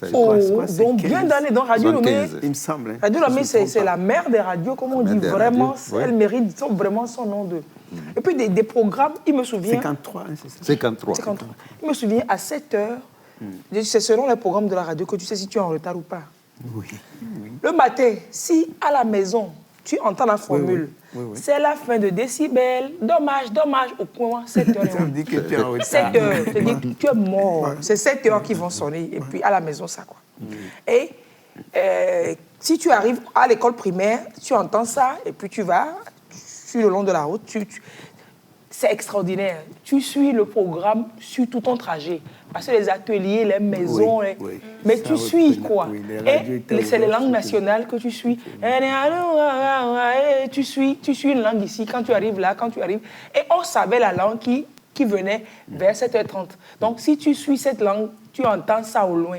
Tu n'es pas encore arrivé à l'école. Tu avais une idée un peu de ton avenir proche à partir du programme radio que tu suis depuis chez toi jusqu'à l'école. Et l'après-midi, lire est un plaisir. C'était extraordinaire. La radio nous a vraiment bercé. Avec un gros JVC de papa, là. Aujourd'hui, la radio, elle reste pratique comme ça, mais je ne sais pas si ça a encore le même effet. C'est ce qu'on disait tantôt, là. Oui. Peut-être dans les villages. Oui, mais même en ville, je crois que... Bon, il y a certains qui écoutent toujours la radio. Hein. Je crois qu'il y a beaucoup qui écoutent. Seulement, ce n'est plus le même support, si vous permettez. Je crois ou bien ce n'est plus le même... On n'écoute plus ça sur le... Sur un poste. Sur un poste comme radio, on peut l'écouter avec son portable. Partout, on peut l'écouter. La radio résiste. Et même si la forme du moyen par lequel on l'écoute change, quoi. Je trouve que la radio résiste maintenant. Pour combien de temps encore? Je lui souhaite de très longues années encore. Parce que c'est facile à porter. Tu ne vas pas transporter un poste téléviseur avec toi. Même si, bon, on écoute la télé, on voit les images en même temps. La radio, ce n'est que le son. Et vous pouvez l'avoir avec vous constamment. Comme M. Dabla l'a dit, même à la douche, à la cuisine, dans la voiture, volant. Vous l'écoutez, voilà. Moi, je pense que c'est ce qui va faire que la radio ne peut pas s'éteindre. Parce qu'en fait, c'est le seul média, ou bien je peux me tromper, avec lequel tu peux faire autre chose et t'en servir en même temps. Tu lis, tu conduis, tu prépares, tu fais autre chose. Et puis, il y a quelqu'un qui te sert de l'information. C'est différent. La télé, il faut que tu regardes l'image parce que toutes les informations ne passent pas forcément par le commentaire qui est passé. La presse écrite, il faut que tu lises. Absolument. Même Internet, il faut que tu lises. Oui, alors que la radio, voilà, la radio, tu peux faire complètement autre chose, mais tu peux tout faire et la radio te sert aussi. Tu peux l'écouter en dormant. Oui, tu peux l'écouter en dormant. Et là, vous avez l'impression de rêver. Oui. Tu écoutes, tu chantes une chanson là, en rêve. Quand tu te réveilles, c'est cette chanson qui passe à la radio. Moi, si vous permettez une anecdote, quand on était à l'université avec M. Dabla, on avait... Avec Dr Dabla, s'il vous plaît. Avec Dr Dabla, arrêtez-moi ça là. On avait comme UE l'actualité journalistique. C'est-à-dire l'unité d'enseignement. Voilà. On avait comme unité d'enseignement l'actualité journalistique. Donc, il nous est demandé, donc tous les jours, vous devez être au parfum des nouvelles, puisqu'il n'y a pas un contenu à vous livrer. Vous venez, c'est ce qui fait l'actualité. Vous allez discuter de tout ça là, comment vous pouvez traiter et tout. Donc, on était obligé d'écouter la radio tout le temps. Et une nuit, je dormais, j'écoutais BBC. Et j'écoutais en fait la voix de Servet en train de faire, comment on l'appelle, le journal. Non, pas le journal. Une interview. Non, le truc de presse là. La revue de presse. Ouais. Et pour moi, je rêvais que Servet me parlait.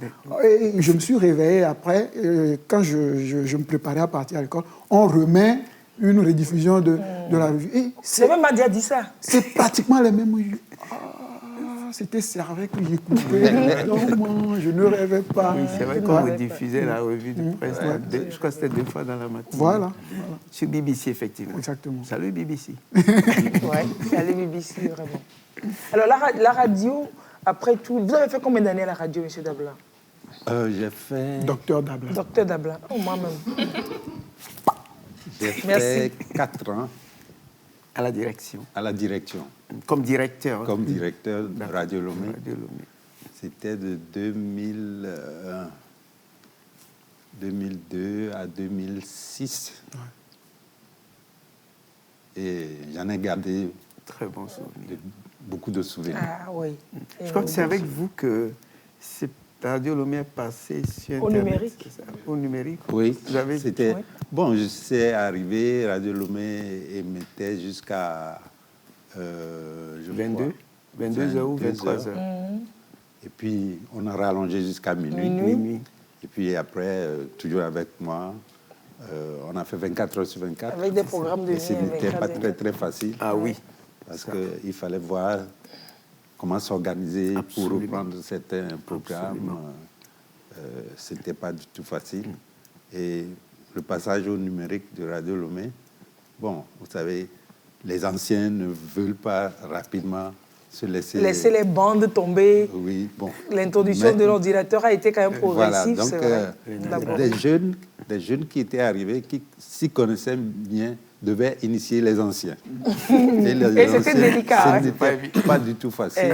Se mettre à l'école de son jeune frère qui va vous montrer comment ça se passe. Vraiment. Et puis quand on vous parle d'anciens, c'était vraiment des anciens. Ah oui.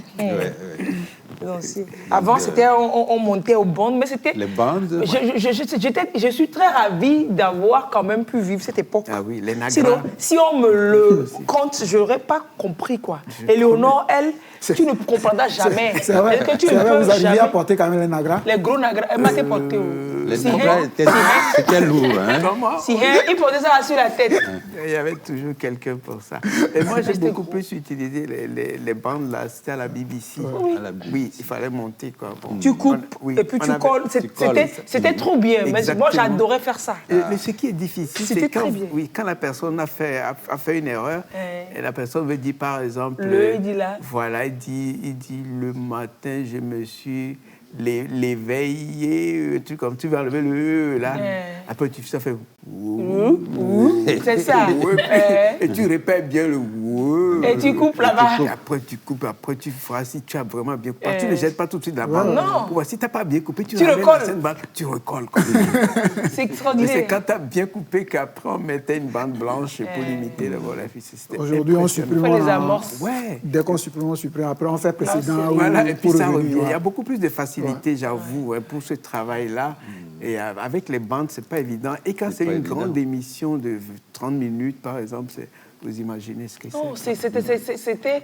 Moi, quand j'ai découvert ça, j'ai dit que c'était pas possible, quoi. C'était extraordinaire, c'était fabuleux. Ah, oui. Et les gens, ils montaient. Ah, on avait un chef, le chef réalisateur de la rédaction à l'époque. Oui, Telou Chessi. Ah oui. Ah oui, c'était le spécialiste de la réalisation des bandes. Vous ramenez les trucs, vous lui mettez, il coupe, non. Après, vous avez quand même l'habitude de ça. Franchement, ces façons de faire là, ça vous apprend à être patient, quoi. Et puis à maîtriser vos nerfs. Oui. Ça vous éduque, hein, franchement. Aujourd'hui, on pense que bon, ça fait... Tout va aussi rapidement, speedement. On n'a plus le temps, si on n'a plus le temps. Ça vous éduquait quand même, ce travail-là. Aujourd'hui, on est pressé, on dit, ah non, puis on va où, là? On court, on va où? Après, qu'est-ce qu'on fait du temps qu'on gagne ou qu'on cherche à gagner? Vraiment, on n'y pense pas. On n'en fait rien. Oui, mais bon. Mais il faut aller à son rythme, évoluer avec le monde, bon, on y va. Mais après, il faut toujours philosopher un peu, quoi, pour se demander, mais qu'est-ce que je peux tirer de bien de ceci, mener une vie meilleure par rapport aux agitations, aux turbulences, aux excitations, etc., etc. J'en ai terminé. Non, pour le moment, sur ce point. Voilà. Alors, M. Dabla et Dr Dabla... Bon. Pardonnez-moi. L'impact de la radio sur la vie des populations. L'impact, bon, je voudrais juste prendre un exemple. Généralement, quand il y a un coup d'État, je suppose, dans un pays... On touche quand même du bois. Moi, je viens de toucher du bois. Personne ne me fera de coup d'État ici. À l'époque. Oui. À l'époque, oui, un coup d'État, directement, vous allez voir que si c'est des militaires et autres là, ils vont premièrement à la radio. Ils prennent la radio et ils arrêtent tous les programmes et ils diffusent d'abord leur message avant de vous laisser continuer. Et ça peut modifier tout le programme en même temps. Je me rappelle également quand il y avait eu le décès du président Yadema. Ah oui, ça? C'était un samedi, ça je me rappelle. Je devais aller quelque part avec l'ancien directeur de la TVT à une invitation. Et on a dû annuler cette invitation. Ah, ça? Et il m'avait conseillé d'aller au bureau. Bon, moi, je ne savais pas pourquoi il me demandait d'aller au bureau. Ah, lui, il avait l'information? Il avait l'information. Vous ne l'aviez pas encore? Non, moi, je ne l'avais pas. Donc, je suis venu à la radio. J'étais allé au bureau. Le ministre, à l'époque, il m'appelle pour me demander où j'étais. Je lui ai dit que j'étais à la radio. Il m'a dit, ben, très bien. Ça tombe bien. Et moi-même, je ne savais pas toujours ce qui s'est passé. Et puis après, il m'appelle encore. Il dit, prépare de la musique, va au studio et prépare-moi de la musique grégorienne. Bon. En ce temps, j'avais commencé à changer beaucoup de choses. Je crois qu'il faut préciser brièvement que la musique grégorienne, c'est des musiques religieuses. Oui. Vous avez... Et je ne savais pas pourquoi il m'avait demandé ça. C'est une musique craporienne. Donc, et vous êtes allé préparer de la musique grégorienne? Oui, je suis allé, j'ai demandé aux techniciens de voir dans le répertoire si on peut trouver ce genre de musique. Il faut dire qu'on en a écouté quand même sur un mois. Hein. Ce qui a été fait. Au moins. Donc, vers 18h, 18h30, il m'appelle encore, il me demande d'aller au studio. Je suis allé au studio et il m'appelle, m'a dit de synchroniser avec... Radio Cara. Non, avec la TVT. Okay. En pouille annonce. Donc, on a synchronisé. Le Premier ministre à l'époque, Kofi Sama, bon, que nous voyons à l'écran, on a synchronisé. Et je ne savais pas toujours ce dont il retournait. Mais, entre parenthèses, moi-même, j'ai fait une petite chute dans la maison parce qu'il fallait courir. C'est un pas de course quand même. Ah, oui. Et j'étais même blessé. Je viens m'asseoir dans les murs de la radio, dans le studio, et le ministre qui annonce le décès du chef de l'État. Premier ministre. Le Premier ministre qui annonce le décès du chef de l'État. Donc vous oubliez vos douleurs au genou. Hein. Vraiment, j'ai regardé mon genou. Je dis, oh, c'est pour tout cela que je me suis blessé comme ça. Bon. Donc, vous voyez, synchroniser la radio avec la télé, certainement, Radio Cara aussi. Donc, c'est toute l'étendue du territoire qui était... branché à l'époque. Qui devait avoir l'information simultanément. Vous voyez son impact. Tout le monde était informé simultanément. Si bien que c'était le samedi, des gens revenaient du mariage, et puis subitement, on écoute cette information. Il fallait voir comment les gens... Des bandades. Des bandades, vraiment. Il suffisait qu'une seule personne ait l'information, ça publie, ça appelle, fait qu'on le va, mais vous êtes pour rentrer à la maison, parce que voilà. On donc les gens ont dû abandonner les manifestations à l'hôtel de février et autres là pour rentrer calmement à la maison parce qu'ils ont écouté une information à la radio. Et ça passe ce que ça peut donner. Donc l'impact c'est assez important. Je pense qu'on mise beaucoup sur les radios pour les campagnes de sensibilisation parce qu'on sait, on sait que la radio c'est ce média vraiment de proximité plus que d'autres médias. Elle est plus accessible. Même actuellement, du moins, il y a 1 an ou 2, quand on avait eu cette histoire de Covid, ici, il faut voir l'impact qu'on a essayé de faire autour. Donc, des radios qui devaient programmer des émissions de sensibilisation. Et ça passait facilement. En diverses langues. En diverses langues. Non, c'est parce que nous réfléchissons en loméen. On est une minorité par rapport à la grande population. Les gens écoutent encore la radio à l'intérieur. Les gens écoutent, oui. Tout le monde, pour aller dans son atelier ou il n'a pas de poste télévision. C'est quand il revient à la maison qu'il peut regarder la télé, mais au cours de la journée, c'est la radio. Quoi. Les gens écoutent beaucoup la radio. Même à Lomé, les gens écoutent la radio. Hein, parce que quand tu passes à côté des boutiques, tu vas voir les gens captent des stations radio et c'est à longueur de journée. Hein. Maintenant, le challenge, c'est savoir c'est quelle radio qui est plus écoutée. Sinon, globalement, la radio est très, très écoutée. Surtout dans les zones rurales, dans les villages et tout. Il n'y a pas d'électricité. Voilà. La télé ne peut pas fonctionner à la pile. Voilà, c'est la radio. La batterie. La radio. Les gens sont partout avec des radios, même au champ. Ouais, c'est quand même un média assez accessible. Il y a une petite histoire qui m'a marqué, c'est quand les radios émettaient à longueur de journée jusqu'au petit matin. Il y avait une vieille femme là qui dit, mais parce qu'elle ne comprenait pas les langues qu'on parlait.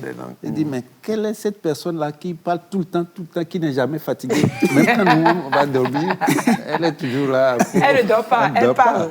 Elle parle. Oui. Il faut lui dire de se reposer aussi un peu.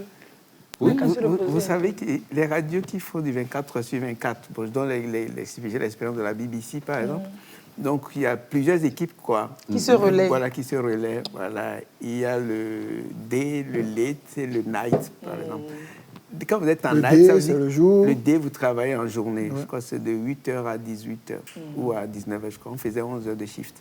Et le late, vous venez à 14h, donc vous comptez 11, plus 11, je crois, on descendait vers minuit, on ne sait plus quoi. Et ceux qui font le night, vous venez à 22h. Et vous bossez jusqu'à 9h le lendemain matin. Et c'est voilà, et c'est au petit matin, disons à 6h, à 7h que vous commencez les journaux. Vous travaillez, voilà, vous travaillez toute la nuit à préparer le journal. Les journaux voilà, et il fait le matin. Et certains auditeurs ne savaient pas qu'on passait la nuit là, quoi, quand on travaillait. C'est après, ils nous posent des questions, mais comment vous faites pour compiler tout ça dans les œuvres? J'ai dit, mais quand on vient à 22h, on bosse, on a droit. Voilà. Et on a droit à 1 heure de pause. Donc, vous travaillez toute la nuit et c'est à 6 heures, quand on commençait à 6 heures, on finissait à 8 heures. Donc, c'est à 6 heures que vous devez passer à l'antenne. C'est là que c'est difficile parce qu'à ce moment-là, vous avez sommeil. Vraiment, j'imagine. Oui, il faut voir comment les collègues, ceux qui étaient au journal... Café. Voilà, tu as suivi un peu avec moi à Dakar. Attends, oui. Et les gens faisaient le sport dans le rôle un peu quoi. Voilà. On saute, quand vous avez sommeil, on saute, on fait du sport. Pour se réveiller. Mais des fois, carrément, c'est pas possible. Tu fais tout ça. Donc, il faut t'allonger. Merci. Vous savez, un présentateur, il était en point journal. Un sujet passé, le sujet était un peu long. Il a dormi? Attends, je te dis. Non. C'est endormi. Non, mais des fois, vous dormez dans les toilettes. Oui. Il faut vraiment s'efforcer, quoi. Et le sujet est fini. Il y avait un blanc. Réveillez-le. De ce blanc foncé. Blanc foncé, vraiment. Le technicien tapait sur la belle vitrine qui prend beaucoup. Et puis il se réveille pour les temps qui se réveillent. Il y a tellement d'anecdotes. Je pense que globalement, la radio, ça serait plus intéressant à vivre pour les acteurs de la radio que la télé, non? Non, oui. La radio, il y a... Pour avoir été invité une ou deux fois oui. à la radio, je trouve que c'est plus amusant parce que vous n'avez pas à faire attention à votre image. Déjà, on peut s'amuser derrière comment on s'amuse? Voilà, on est plus à l'aise avec le micro à la radio. Je fais une confession à mon directeur. Mon fils, le jour-là, il m'a fatigué, je suis venu au boulot avec. J'étais de flash. Donc pour le flash de 14h, de 15h, je l'ai laissé. Donc 14h, je l'ai laissé à la rédaction. Il a crié sur tout le monde. Là, pour le flash de 15h, je ne voulais pas qu'il crie, quoi. Je n'étais pas autorisé de venir au boulot avec son fils, mais là, c'est compliqué. Donc, je l'ai tenu comme un bon touriste. En bas, je pensais qu'il allait rester au niveau de la technique. Il ne reste pas à la technique. Il commence pas à crier. Monsieur le directeur, je suis rentré en sujet avec mon fils pour faire le flash de 15h. On s'est assis. Je commençais à parler. Mais avant, quand le générique a commencé, il était encore au sein. Donc, je l'ai mis le sein en bouche. C'était la seule option pour que sa bouche puisse être occupée et qu'il ne crie pas. Donc, je l'ai mis le sein en bouche. Il t'était et je lisais. Je faisais mon flash, je te promets. Au bout d'un moment, ça l'intriguait sans doute. Qu'est-ce qu'elle fait, cette dame? Et puis elle bavarde, et puis... Je vois que bon, il voulait plus du sein, il voulait enlever la bouche. J'ai dit, ici, ce n'est pas possible. Je coince la tête. Je vais passer à la deuxième information. Elvis commençait pas à gigoter. Tous les techniciens derrière la belle, tout le monde était planté comme ça. Qu'est-ce qui va se passer? Je finis, j'étais au milieu de l'information.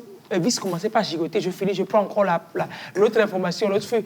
J'ai dit, là, c'était compliqué. Elvis faisait, j'ai bloqué sa tête comme ça, et je lisais, et puis, bon, là, comme c'est moi-même qui ai écrit la brève, j'ai charcuté. J'ai lu la fin, les principales informations, j'ai lu. Et quand j'ai fait signe de couper, à peine on a coupé, et puis il s'est débattu, mais un de ses pieds, il a sorti son pied, a tapé comme ça devait taper le micro en direct. J'ai récupéré le pied avant. C'est-à-dire que quand je suis sorti, vous m'entendez ça, j'ai récupéré le pied. Quand je suis sorti, les techniciens n'ont même pas pu parler parce que personne n'a pu parler. Moi-même, je n'ai pas parlé. Lui-même, il n'a pas parlé. Tout le monde se regardait comme genre. T'en es sorti.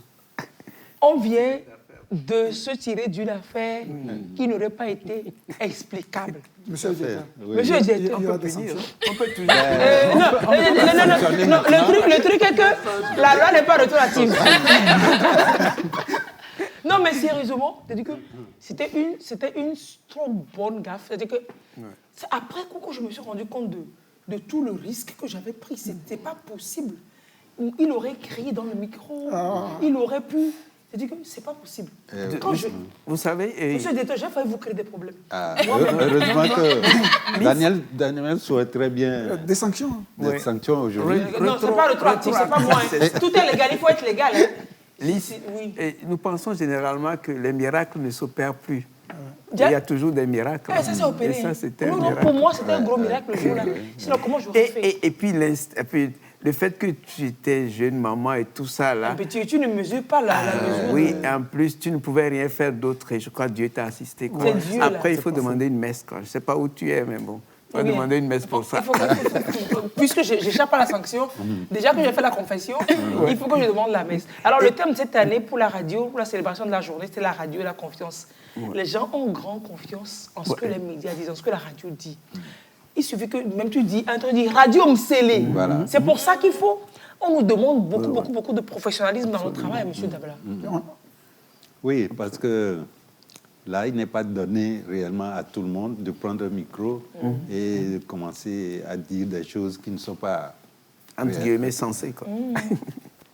Donc, il faut vraiment leur faire confiance, ceux qui travaillent à la radio. Hein, comme tu l'as dit, c'est parce que vous l'avez entendu à la radio. Donc, il faut croire. Et ceux qui travaillent aussi, on leur doit cette reconnaissance pour le travail qui se fait. Regardez ça, pour la belle sa moustache. On dirait son fils. Non, vous avez senti ça? Mais c'est Firmin. C'est lui. C'est lui à droite. À droite, c'est... Non, c'est lui qui n'a pas de casquette. Non, à droite, c'est moi. Mais moi-même, je n'ai pas cette image. Vous la sortez d'où? Ah ben oui, non, mais c'est nous, là. C'est nous. Ben, on te l'a fait. Vous êtes dangereux. Et comment on est dangereux? On a coupé M. Dabla. Vous n'avez pas des images de moi nue dans la douche. Hein. Sortez ça aussi. L'image de laquelle était nue avec une radio. Le sortez dans la radio en main. Donc, bon, il faut leur faire confiance et croire en ce qu'ils font. Et si aujourd'hui, Servet est avec nous, ça veut dire que, quelque part, il a fait son temps, n'est-ce pas? Il y a des Togolais ailleurs qui, aujourd'hui, quand on les écoute à la radio, on sait quand même qu'on a des compétences. Notre collègue qui est à RFI, comment il s'appelle? Placard. Oui, Placard, oui. Placard, on avait Roger Guy Folly qui était la voix de l'Amérique. À la voix de l'Amérique. Bon, c'était bien. Absolument. On croit en ce qu'ils font et il faut toujours leur faire confiance. Et peut-être ce message, c'est un défi, c'est aussi un message aussi bien aux invités qu'aux acteurs de la radio de faire gaffe quand ils parlent. Quand ils s'adressent à la masse, ce qu'ils disent... ça peut avoir de l'impact. On peut prendre pour exemple la radio Mille Collines au Rwanda, qui a été vraiment le gros acteur du génocide rwandais. C'est ça, tout à fait. Les gens font confiance. Et puis ça pose aussi un autre problème. Ce n'est pas que la radio, mais aussi bien la radio que globalement tous les médias, de ce qui peut passer sur les médias, vu que les gens font autant confiance en ce qui se dit sur les médias. Certaines publicités, par exemple des produits de dépigmentation, d'autres produits qui ne sont pas toujours, recommandables. Cette éthique, normalement, de notre travail ne devrait pas permettre à ce que certains messages passent sur les médias. Mais ça passe. Parce qu'il y a l'exigence de rentabilité financière qui est derrière également. c'est surtout ça. Il faut, ça pose un gros problème. Il faut savoir jouer à l'équilibriste dans l'affaire. L'exemple que tu as cité tout à l'heure, Radio 1000 Collines, on sait ce que ça a donné comme conséquence. Tous ces morts, parce que la radio qui relayait un peu l'information a fait en sorte que les gens se sont tirés dessus. Coupé à la machine. Exacerbé les choses, quoi. C'est ça. Ils ont attisé le feu de la haine. Voilà. C'est ça le rôle de la radio, des médias en général, quoi. Il faut vraiment, je crois qu'il faut faire attention à ce qu'on doit dire. Il faut voir d'abord si c'est utile, si c'est indispensable, si c'est nécessaire, quoi. Voilà ce que je dois dire, quoi. Et quand vous ne remplissez pas toutes les cases, c'est pas la peine de dire ça, quoi. Encore que vous savez. Indispensable, nécessaire. Surtout ne pas mettre du sentiment dans ce qu'on exact, s'éloigner et prendre une certaine effet. Exactement. Travailler sur les faits, ne pas... Rien que ça, voilà. Je ne vais pas mettre mon sentiment, quoi. Et les sentiments se traduisent généralement par des adverbes, quoi. Même quand vous dites « hélas », vous avez déjà exprimé votre... Voilà. Oui, mais en même temps, ça dépend malheureusement. Ça dépend de la rubrique dans laquelle, si c'est l'information que vous passez... Je parle du journal. Au journal, il faut être neutre, le maximum neutre possible, quoi. Vous n'avez pas dit malheureusement, non. Non, il n'y a pas de qualificatif, il n'y a pas d'adverbe. Voilà. Donnez l'info, les choses comme elles se sont déroulées. Laissez les gens apprécier. Merci. Et puis c'est ça, quoi. C'est plus bas, quoi. Et ce qui arrive également au cours des journaux, mais d'assez drôle, c'est quand vous piquez, vous piquez des fous rires, là. Quand vous faites le journal à deux, la Bible, on faisait ça à deux. Et parfois, il vous arrivait qu'un sujet qui passe vous fasse rire, et même quand le sujet finit, vous n'arrêtez pas de rire. Alors qu'il faut lancer l'élément suivant. J'avoue qu'à ce moment-là, c'est vraiment compliqué. C'est compliqué. Et puis, donc, vous faites l'effort de... Vous passez par-dessus le lancement à toute vitesse, et histoire que le technicien puisse lancer l'élément point. Voilà, quoi. C'est des moments qui arrivent également. Il y a le fou rire comme ça, et puis il y a les quintes de tout. Oui, les quintes, on a souvent de l'eau. Et oui, quand vous savez, quand vous sentez ça, vous prenez de l'eau rapidement. On a souvent de l'eau au studio qui était servie, quoi. Et puis, un des avantages de la radio, c'est que les gens écoutent votre voix et vous imaginent. Moi, j'ai vécu ça avec Firmin. On était sur le réveil matinal et il y a un monsieur qui écoutait beaucoup Firmin, qui aimait beaucoup Firmin. Et le matin, là, un matin, il a décidé de venir rendre visite à Firmin, voir qui c'est en réalité. Il arrive, il demande Firmin, et je lui dis d'attendre, puisque Firmin était à l'antenne, d'attendre un peu dès qu'il aura fini. Et il a attendu. Firmin est fini, on sort vers lui. Monsieur, voici Firmin Dogoué. Il dit non, je veux Firmin qui fait le réveil matinal là. Je dis le Firmin même là, Firmin même, avec son réalisateur DFT là, c'est les deux. C'est nous deux. Et puis à l'époque, il n'était pas aussi gros. Oui, j'étais pas comme ça, il n'y avait même pas tout ça. J'étais encore un peu. Non, c'est pas la tête, je parlais de la forme, il n'était pas aussi gros. Oui, la forme, tout ça. Je crois qu'il était un peu comme moi à l'époque. Oui, bon, un peu plus quand même. N'exagérons pas. N'exagérons pas non plus. Firmin, toutes nos excuses. Professeur. C'est mon jour. Je vous dis bonjour. C'est le jour de ton jour. Bonjour. On se reverra. On a dû convaincre le monsieur qu'il a dû parler. Et quand il entend, il dit non mais c'est la voix. C'est vous ça. Oui, c'est ça. Parce que généralement, on est déçu quand on voit en vrai la personne. Parce qu'à la radio, on soigne la voix. Et derrière, on s'imagine que c'est une personne. Quelqu'un de balèze. Voilà, généralement, on est déçu quand on tombe sur la voix. Pas toujours, mais parfois, peut-être. Oui. Parce que sur chaque plupart fois, du on temps, mettait une image. Oui. On se créait soi-même une image. Et les problèmes, comme vous le dites, c'est que parfois, on embellit. Quand la voix est belle, on embellit le personnage. Exactement. On embellit tellement la personne. Oui, mais après, on s'habitue. Et ce qu'on nous a dit aussi à la BBC, c'est qu'il faut garder sa voix naturelle. Il ne faut jamais chercher à... Exactement. Et les auditeurs finissent par s'habituer à votre voix. Et il y a sur certaines radios, vous écoutez des voix, au départ, vous vous dites, mais quelle est cette voix-là? Mais au bout de 6 mois, au bout d'un an... Vous l'appréciez. Franchement, oui. C'est comme les mauvaises chansons. Oui, ça passe. Ce que moi, j'avais essayé de faire pour la visibilité de certains journalistes et autres, nous faisions des journaux au studio. Par exemple, à l'occasion des 50 ans de Radio Lomé, on avait choisi l'esplanade du Palais des Congrès, où les journalistes étaient là, ceux qui préparaient tel sujet, l'autre là. Et puis, non, c'était bien. Et les gens étaient venus les regarder. Donc, c'est tel qui s'appelle comme ceci et que nous écoutons tous les jours, bien souvent. C'est tel autre. Oh, et ça fait plaisir, quand même. Il faut dire qu'on a quand même vécu, en tout cas, parce que j'ai vécu de très belles années radio. Peut-être que c'est ce qui m'a pas convaincu, mais j'étais déjà mordu à la chose, à rester. L'ambiance, je suis venue tomber dans ce qui compte dans ce métier-là, c'est la passion. Il faut aimer ça dès le départ. Quand vous n'êtes pas passionné, quand vous passez par hasard, là, vous n'appréciez pas, vous ne savourez pas, quoi. Ouais, il faut l'aimer. Ouais, voilà. Comment? Vous subissez. Oui, vous subissez, oui, c'est vrai. Il faut l'aimer pour le savourer, quoi.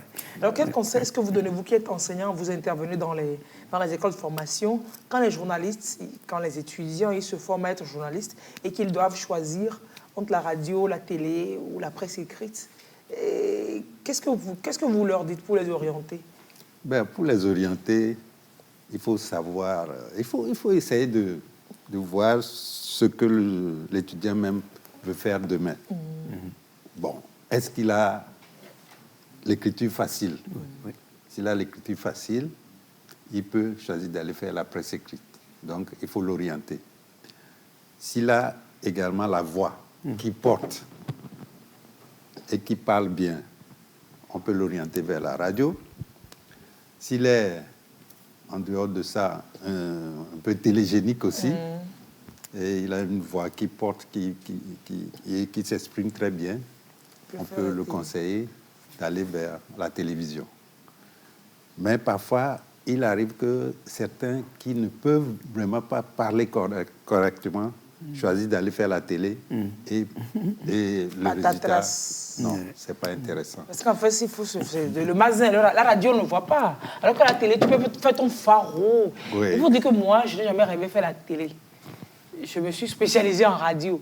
À l'école, M. Aïma m'a vu, soit ils m'ont conseillé la télé, il dit, moi, télé, avec ma tronche, qu'est-ce que c'est? Jamais, never. Ils ont tout dit, jamais, j'ai fait la radio. Je ne me suis jamais imaginé à la télé. C'est vrai. Et puis voilà. Et voilà, je viens, je vous fatigue ici comme ça. On va faire comment? Comment vous faites quoi? Je viens vous fatiguer. Quoi? Fatiguer. Si vous le dites, c'est bon. C'est bon, mais je l'ai dit. Ça vient de vous-même, c'est bon. Parce que la radio, elle a des exigences quand même. Elle est très exigeante, la radio. Il faut tout faire sortir. À la télé, l'image parle, mais à la radio, il faut pouvoir transmettre toutes les couleurs et toutes les émotions que l'on ne voit pas, que l'on ne sent pas. Merci. Surtout quand vous faites un reportage, quand vous faites un magazine, franchement, il faut mettre tout, quoi. Des descriptions, voilà, et puis voilà. C'est là que j'apprécie les films radiophoniques. Oui. Tu suis un film à la radio, mais c'est extraordinaire. C'est du travail, oui. C'est extraordinaire, le film radio. Travail, le son, bruitage, tout. Oui, le bruitage, pour faciliter la compréhension. Ouais. Donc, c'est assez passionnant quand même. C'est quand même passionnant de faire de la radio à la télé, en direct. On fait vraiment de la radio ce matin à la télé. Allez, rapidement, Éléonore. On est 4 à avoir fait la radio et la télé. Oui, c'est vrai. Il paraît qu'il y a un avantage, toujours quand vous faites la radio, avant d'aller à la télé ou bien dans d'autres médias, que ça offre quand même un avantage. Hein. C'est peut-être pas faux. Ouais, c'est peut-être très différent. Oui. Oui, mais vous prenez déjà l'habitude du micro avec la radio avant d'affronter la caméra. Donc, il y a un stress de moins, quoi. Ouais, le micro, la radio, et allons parler. Donc, on n'a pas de micro de radio, on avait parlé de ghetto. On va parler de programmaux. Il y a des événementaux. Aujourd'hui, samedi, Éléonore, vous pouvez nous annoncer des événements prévus sur aujourd'hui.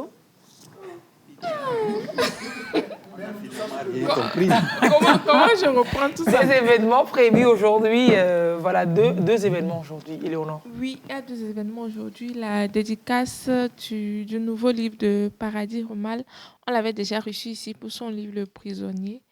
Celui qu'elle a fait sortir maintenant, le titre c'est Être sans être.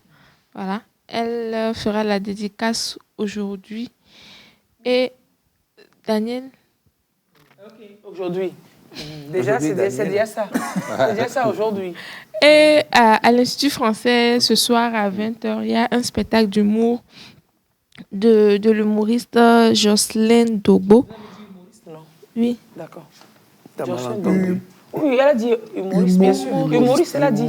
C'est ce qu'elle a dit, oui. Oui, c'est ce que... Humour, pas humour. Humour, mais humoriste. Oui, un spectacle d'humour.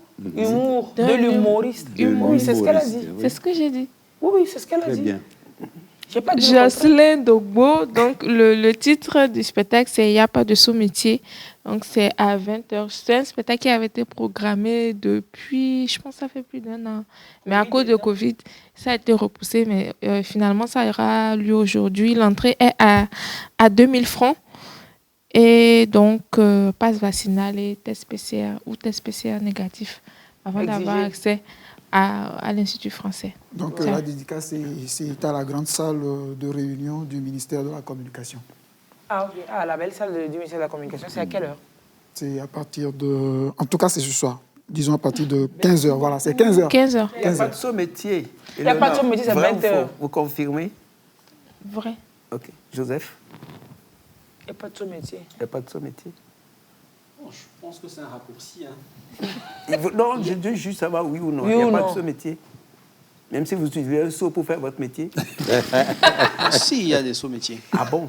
Dan? Non. Il n'y a pas de saut-métier. Il n'y a pas de saut-métier. Monsieur Dabla. Ben, on verra si c'est dans quel saut.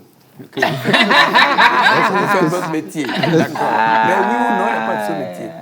Il y a des sous-métiers. Il y a de saut-métier. 10? Oui ou non? Le maçon utilise un Oui seau. ou non? Oui. Donc, il y a des seaux dans le métier. Oui, mais est-ce que le métier est saut? Oui, dans tous les métiers, on peut avoir des seaux. Oui, mais est-ce que le saut est dans le métier? Le saut peut dans le métier. Il y a des sauts-métiers, oui ou non? Le saut peut dans le métier. Oui ou non? C'est possible. Oui ou non? Négatif. Non. Non, il n'y a pas de saut-métier. Non. On va faire Non. le saut vers la fin de cette émission, alors. Allez, merci d'avoir été avec nous. Dr Dabla, merci énormément d'être passé, partager toutes ces expériences avec nous. Merci de m'avoir fait appel pour échanger. Je ne savais pas de quoi il sera question. Il y a tellement de choses à dire sur une radio. Oui. Merci énormément. Allez, merci à toute l'équipe technique. Merci à tous ceux qui ont été derrière, ceux qui ont eu des cheveux, ceux qui n'en ont pas. Et... Non, j'ai dit derrière, toi tu es devant. Derrière, il y en a des gens qui, voilà, et il y en a qui rient, il y en a qui ont plus de touffe que d'autres, mais c'est pas juste ça. Bon, on va régler tout ça tout de suite à la fin de l'émission, qui est finie d'ailleurs. Passez un très bon samedi. Donc à l'IFT ce soir, il n'y a pas de saut métier. Et puis à la salle de communication, à la salle de réunion du ministère de la Communication, Être sans être de Paradis Roumal. Dédicace aujourd'hui, on en parlera de cet ouvrage dans nos prochaines éditions. Pas de ce jour. Demain, restez avec nous. Demain, on va parler de langue maternelle. Comment on peut factoriser en cabier? Comment on peut faire x carré, exponentiel, machin chouette en cabier? Et les yéouans, c'est la journée des langues maternelles. Et puis on va en parler. Au revoir. Bye.